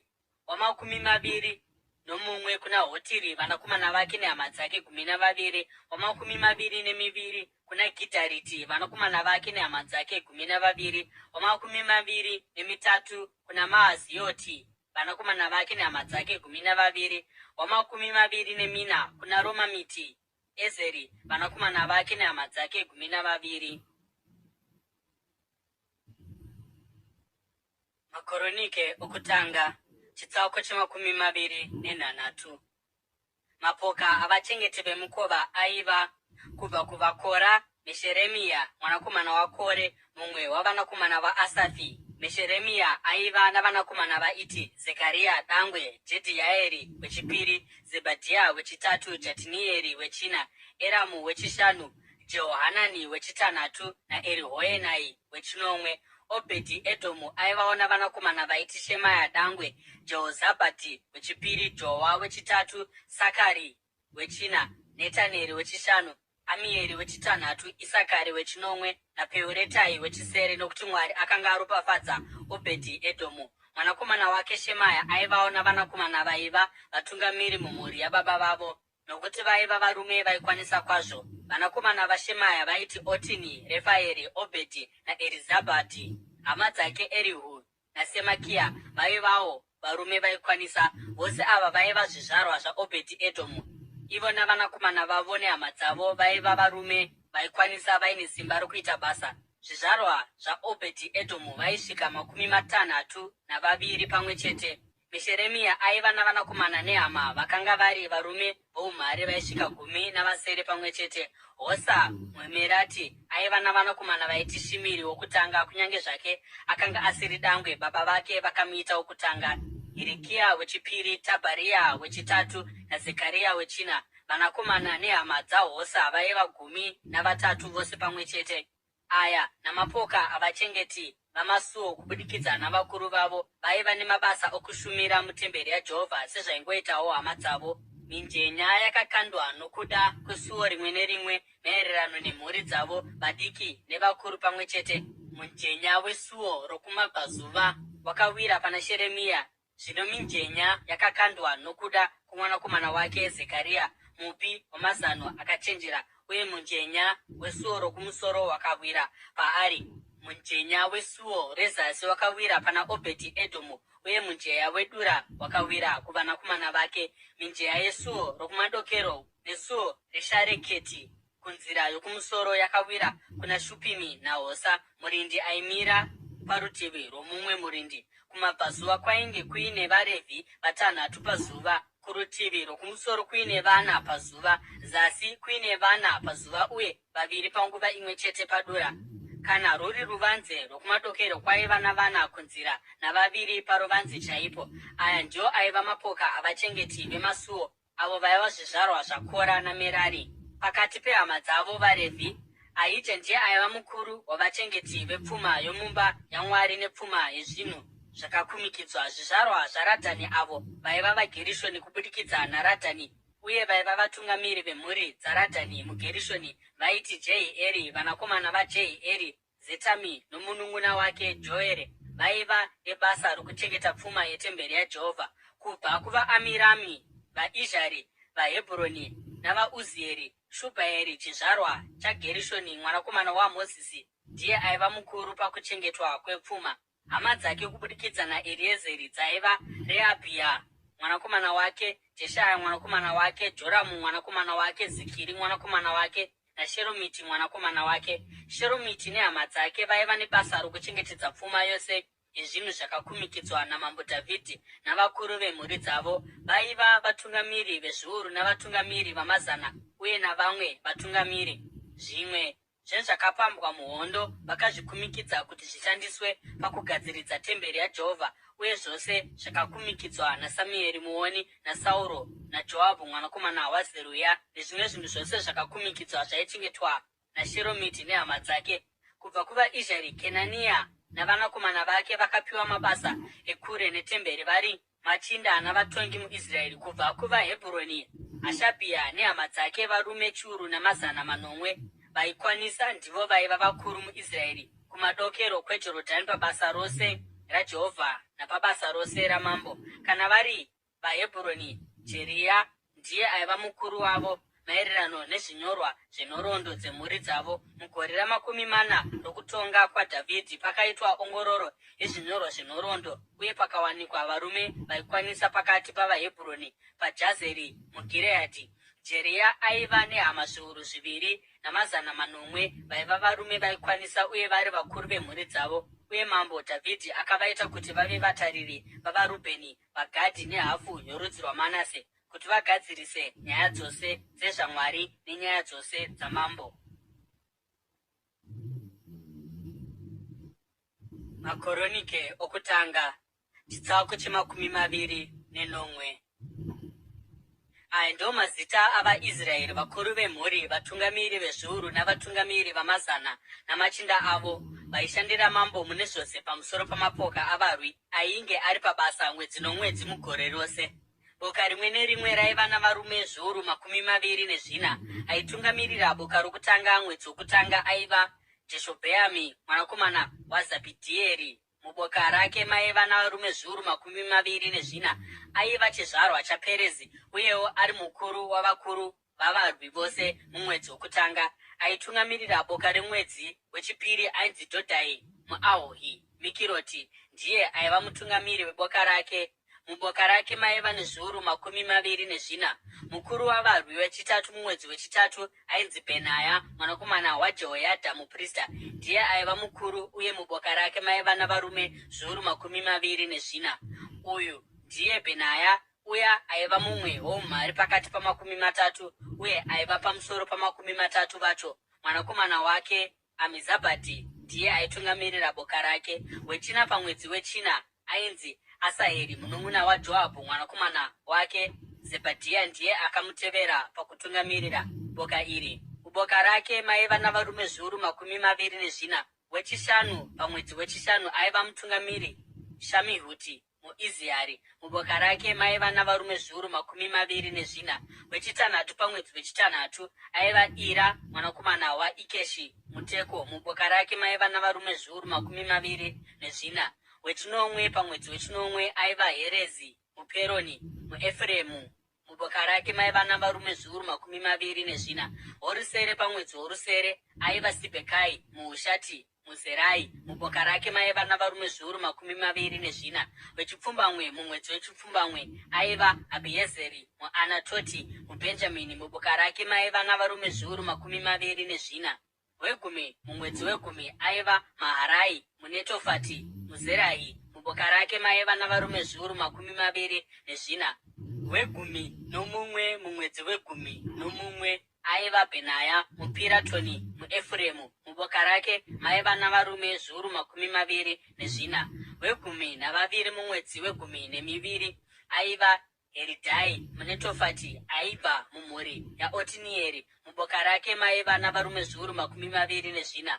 Machinda pamusoro pamarudzi aIsraeri aiti: pamusoro pavaRubheni, Eriezeri mwanakomana waZikiri; pamusoro pavaSimeoni, Shefatia mwanakomana waMaaka; pamusoro paRevhi, Hashabhia mwanakomana waKemueri; pamusoro paAroni, Zadhoki; pamusoro paJudha, Arihu munun'una waDhavhidhi; pamusoro paIsakari, Omiri mwanakomana waMikaeri; pamusoro paZebhuruni, Ishamaya mwanakomana waObhadhia; pamusoro paNafutari, Jerimoti mwanakomana waAzirieri; pamusoro pavaEfuremu, Hoshea mwanakomana waAzazia; pamusoro pehafu yorudzi rwaManase, Joere mwanakomana waPedhaya; pamusoro pehafu yorudzi rwaManase muGireadhi, Idho mwanakomana waZekaria; pamusoro paBhenjamini, Jaasiaeri mwanakomana waAbhineri; pamusoro paDhani, Azareri mwanakomana waJerohami. Ava ndivo vaiva machinda pamusoro pamarudzi avaIsraeri. Dhavhidhi haana kuverenga varume vaiva namakore 20 zvichidzika, nokuti Jehovha akanga avimbisa kuti vaIsraeri vaizowanda senyeredzi dziri mudenga. Joabhu mwanakomana waZeruya akatanga kuverenga varume ava, asi haana kuzopedza. Kutsamwa kwakauya pamusoro peIsraeri nokuda kwokuverengwa uku, saka uwandu uhwo hauna kuiswa mubhuku renhoroondo dzegore negore ramambo Dhavhidhi. Azimavheti mwanakomana waAdhieri aiva muchengeti wamatura amambo. Jonatani mwanakomana waUzia aiva muchengeti wamatura kumaruwa okure, mumaguta, mumisha neshongwe dzavarindi. Eziri mwanakomana waKerubhi aiva mutariri pamusoro wavashandi vairima minda. Shimei muRamati aiva mutariri weminda yemizambiringa. Zabhidhi muShifimi aiva mutariri wezvibereko zveminda yemizambiringa zvokuzoisa muzvirongo zvewaini. Bhaari Hanani muGedheri aiva mutariri wemiorivhi nemionde yakanga iri mujinga mezvikomo zvokumadokero. Joashi aiva mutariri wamafuta omuorivhi. Shitirai muSharoni aiva mutariri wemombe dzaifura muSharoni. Shafati mwanakomana waAdhirai ndiye aiva mutariri wemombe dzaiva mumipata. Obhiri muIshumaeri aiva mutariri wengamera. Jedheya muMerenoti aiva mutariri wembongoro. Jasisi muHagiri aiva mutariri wamakwai. Ava ndivo vaiva vabati vaichengeta pfuma yamambo Dhavhidhi. Jonatani baba munini vaDhavhidhi vaiva mupi wamazano, murume woruzivo nomunyori. Jehieri mwanakomana waHakimoni aiva muchengeti wavanakomana vamambo. Ahitoferi aiva mupi wamazano kuna mambo. Hushai muAriki aiva shamwari yamambo. Ahitoferi akazoteverwa pachinzvimbo naJehoyadha mwanakomana waBhenaya uye naAbhiatari. Joabhu ndiye aiva mutungamiri wehondo yamambo. Makoronike okutanga chitsauko che20. Dhavhidhi akarayira vabati veIsraeri vose kuti vaungane paJerusarema, vabati pamusoro pamarudzi, vatungamiri vamapoka aishandira mambo, vatungamiri vezviuru navatungamiri vamazana, navabati vaichengeta zvinhu nezvipfuwo zvamambo uye navanakomana vake pamwe chete navabati vomuzinda wamambo, varume vane simba nemhare dzose dzakashinga. Mambo Dhavhidhi akasimuka akamira akati, teererai kwandiri hama dzangu navanhu vangu. Zvakanga zviri mumwoyo mangu kuti ndivake imba senzvimbo yokuzororera yeareka yesungano yaJehovha, kuti zvive chitsiko chetsoka dzaMwari wedu, uye ndakaita urongwa hwokuivaka. Asi Mwari akati kwandiri, iwe hausi kuzovakira zita rangu imba, nokuti uri murwi uye wakateura ropa. Asi Jehovha Mwari waIsraeri akandisarudza kubva kumhuri yangu yose kuti ndive mambo pamusoro paIsraeri nokusingaperi. Akasarudza Judha kuti ave mhuri yangu, uye kubva muvanakomana vababa vangu akafadzwa nokundiita mambo pamusoro peIsraeri pavanakomana vangu vose. Uye Jehovha akandipa vakawanda kwazvo. Iye akasarudza mwanakomana wangu Soromoni kuti agare pachigaro choumambo hwaJehovha pamusoro paIsraeri. Akati kwandiri, Soromoni mwanakomana wako ndiye achavaka imba yangu nezvivanze zvangu. Ndichava baba vake. Ndichasimbisa umambo hwake nokusingaperi, kana iye akatsungirira mukuita zvandakarayira nemitemo yangu sezviri kuitwa panguva ino. Saka zvino ndinokurayirai pamberi peIsraeri yose uye napamberi peungano yaJehovha, uye Mwari wedu achinzwa. Chenjerera kuti utevere kurayira kwose kwaJehovha senhaka kuvana vako nokusingaperi. Newewo mwanakomana wangu Soromoni, ziva Mwari baba vako uye ushumire nomwoyo wose uye nepfungwa dzako dzose, nokuti Jehovha anonzvera mwoyo uye anonzwisisa chinangwa chipi nechipi chiri mupfungwa. Ukamutsvaga achawanikwa newe, asi kana ukamurasa iye achakuramba nokusingaperi. Funga zvino, nokuti Jehovha akusarudza kuti uvake temberi senzvimbo tsvene. Iva nesimba uye uite basa iri. Ipapo Dhavhidhi akapa mwanakomana wake Soromoni urongwa hwebiravira retemberi, dzimba dzayo, matura ayo, makamuri ayo okumusoro, makamuri ayo omukati, uye nenzvimbo yokuyananisira. Akamupa urongwa hwazvose zvakanga zvaiswa nomweya mupfungwa make pamusoro pezvivanze zvetemberi yaJehovha namakamuri ose akapoteredza pamusoro pamatura epfuma yetemberi yaMwari napamusoro pamatura ezvinhu zvakakumikidzwa. Akamurayira zvokuita pamusoro pamapoka avaprista navaRevhi, uye napamusoro pebasa rose rokushumira mutemberi yaJehovha, uye napamusoro pemidziyo yaizoshandiswa mubasa rayo. Akarayira uremu hwegoridhe remidziyo yose yaizoshandiswa mumhando dzose dzokushumira, nouremu hwesirivha yemidziyo yose yaizoshandiswa mumhando dzose dzokushumira, uremu hwegoridhe rezvigadziko zvemwenje zvegoridhe nemwenje yazvo, nouremu hwechigadziko chomwenje chimwe nechimwe nemwenje yacho maererano nokushandiswa kwechigadziko chomwenje chimwe nechimwe,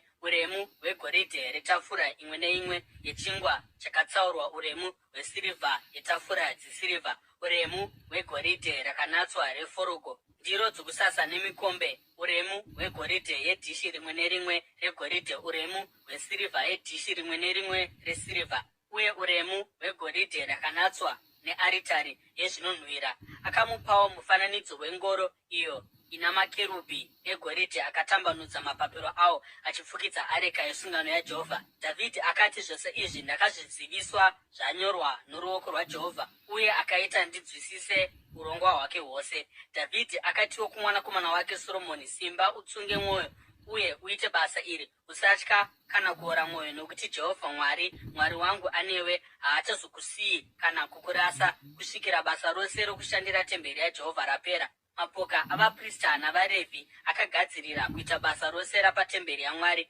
uye murume wose anoda uye ane umhizha hupi nehupi pamabasa amaoko achakubatsira pabasa iri rose. Vabati vose navanhu vose vachateerera kurayira kwako kwose. Makoronike okutanga chitsauko cha21. Ipapo mambo Dhavhidhi akati kuungano yose, mwanakomana wangu Soromoni uyo asarudzwa naMwari mudiki uye haasati ava kunyatsogona. Basa iri iguru kwazvo, nokuti muzinda uyu hausi womunhu asi ndowaJehovha Mwari. Nokuwana kwangu kwose ndapa kutemberi yaMwari wangu goridhe pabasa regoridhe, sirivha pabasa resirivha, ndarira pabasa rendarira, simbi pabasa resimbi, uye matanda pabasa ramatanda, pamwe chete neonikisi namabwe okuisa mukati namatombo amavara akasiyana-siyana, namamwe mabwe akaurungana amarudzi ose namamwe machena. Zvose izvi zvakawanda kwazvo. Pamusoro pezvo, mukuzvipira kwangu kutemberi yaMwari wangu, zvino ndava kupa upfumi hwangu pachangu hwegoridhe nesirivha kutemberi yaMwari wangu, ndichiwedzera pamusoro pezvose zvandakapa kutemberi iyi tsvene, zvinoti matarenda zviuru 3 egoridhe reofiri, namatarenda zviuru 9 esirivha yakanatswa yokufukidza madziro edzimba, kuitira basa regoridhe nebasa resirivha, uye kuti basa rose riitwe navarume voumhizha. Zvino ndiani anoda kuzvitsaurira kuna Jehovha nhasi? Ipapo vatungamiri vemhuri, vakuru vamarudzi eIsraeri, vatungamiri vezviuru, vatungamiri vamazana namachinda aitungamira basa ramambo, vakapa nomwoyo unoda. Vakapa kubasa rapatemberi matarenda zviuru 5 namadhariki zviuru 10 egoridhe, matarenda zviuru 10 esirivha, matarenda zviuru 10 nezvisere endarira, namatarenda zviuru 100 esimbi. Ani nani akanga ane matombo anokosha akapa ose kuimba yokuchengeta pfuma yetemberi yaJehovha, zvichichengetwa naJehieri muGerishoni. Vanhu vakapembera nomufaro pavakaona kuti vatungamiri vavo vakanga vapa nomwoyo unoda, nokuti vakanga vapa kuna Jehovha vakasununguka uye nomwoyo wose. Mambo Dhavhidhi akafarawo zvikuru. Dhavhidhi akarumbidza Jehovha pamberi peungano yose achiti, rumbidzwai imi Jehovha, Mwari wababa vedu Israeri, kubva kusingaperi kusvika kusingaperi. Ukuru nesimba ndezvenyu imi Jehovha, kukudzwa noushe nokubwinya, nokuti zvose zviri kudenga napasi ndezvenyu. Umambo ndohwenyu imi Jehovha, munokudzwa somusoro wezvose. Upfumi nokuremekedzwa zvinobva kwamuri, ndimi mutongi wezvinhu zvose. Mumaoko enyu mune simba noushe, kuti musimudzire uye musimbise vanhu vose. Zvino Mwari wedu, tinokuvongai uye tinorumbidza zita renyu rakanakisa. Asi ini ndini aniko, uye vanhu vangu ndivanaaniko, kuti tingakwanisa kupa zvakawanda kudai? Zvose zvinobva kwamuri, uye tangokupai chete zvinobva mumaoko enyu. Tiri vatorwa navapfuuri pamberi penyu, sezvakanga zvakaita madzibaba edu ose. Mazuva edu panyika akaita somumvuri asina tariro. Imi Jehovha Mwari wedu, izvi zvose zvakawanda kudai zvatapa kuti temberi yenyu ivakwe nokuda kwezita renyu dzvene, zvinobva muruoko rwenyu, uye zvose ndezvenyu. Ndinoziva Mwari wangu kuti munoedza mwoyo uye munofadzwa nokururama. Zvinhu zvose izvi ndakupai ndichida uye nomwoyo wakatendeka. Uye zvino ndaona ndikafadzwa namapiro aita vanhu venyu vari pano kwamuri nomwoyo unoda, imi Jehovha Mwari wamadzibaba edu Abrahama, Isaka naIsraeri. Chengetedzai kudokwairira kwakadai mumwoyo yavanhu venyu nokusingaperi, uye muite kuti mwoyo yavo irambe yakazvipira kwamuri. Uye ipai mwanakomana wangu Soromoni mwoyo wakaperera kuti achengete mirayiro yenyu zvose zvamunoda nemitemo yenyu, uye kuti aite zvose kuti avake muzinda wandagadzirira zvose izvi. Ipapo Dhavhidhi akati kungano yose, rumbidzai Jehovha Mwari wenyu. Saka vose vakarumbidza Jehovha Mwari wamadzibaba avo, vakakotamira pasi vakawira pasi nezviso pamberi paJehovha namambo. Zuva raitevera vakapa zvipiriso kuna Jehovha, vakapa zvipiriso zvinopiswa kwaari zvinoti hando chiuru, makondobwe chiuru namakwayana makono chiuru, pamwe chete nezvipiriso zvazvo zvokunwa nezvimwe zvibayiro zvakawanda zveIsraeri. Vakadya uye vakanwa nomufaro mukuru pamberi paJehovha zuva iroro. Ipapo vakazogamuchira Soromoni mwanakomana waDhavhidhi samambo kechipiri, vakazomuzodza pamberi paJehovha kuti ave mutongi uye Zadhoki ave muprista. Saka Soromoni akagara pachigaro choushe chaJehovha samambo panzvimbo yababa vake Dhavhidhi, akabudirira uye Israeri yose yakamuteerera. Vatungamiri vose pamwe chete navarume voumhare pamwe chete navanakomana vose vamambo vaDhavhidhi vakavimbisa kuzviisa pasi pamambo Soromoni. Jehovha akasimudzira Soromoni kwazvo pamberi peIsraeri yose, akaisa paari kukudzwa kwoumambo kusina kumbopiwa mumwe wemambo weIsraeri akamutangira. Dhavhidhi mwanakomana waJese aiva mambo pamusoro peIsraeri yose. Akatonga Israeri kwamakore 40 muHebhuroni uye 33 muJerusarema. Akafa akwegura zvikuru, ararama upenyu hurefu hune upfumi nokukudzwa. Mwanakomana wake Soromoni akamutevera paumambo. Kana zviri zvinhu zvakaitika panguva yokutonga kwamambo Dhavhidhi, kubva pakutanga kusvika kumagumo, zvakanyorwa muzvinyorwa zvaSamueri muoni, zvinyorwa zvaNatani muprofita, uye nomuzvinyorwa zvaGadhi muoni, pamwe chete nenhoroondo dzokutonga kwake uye nesimba nezvinhu zvakaitika kwaari iye neIsraeri noumambo hwedzimwe nyika dzose.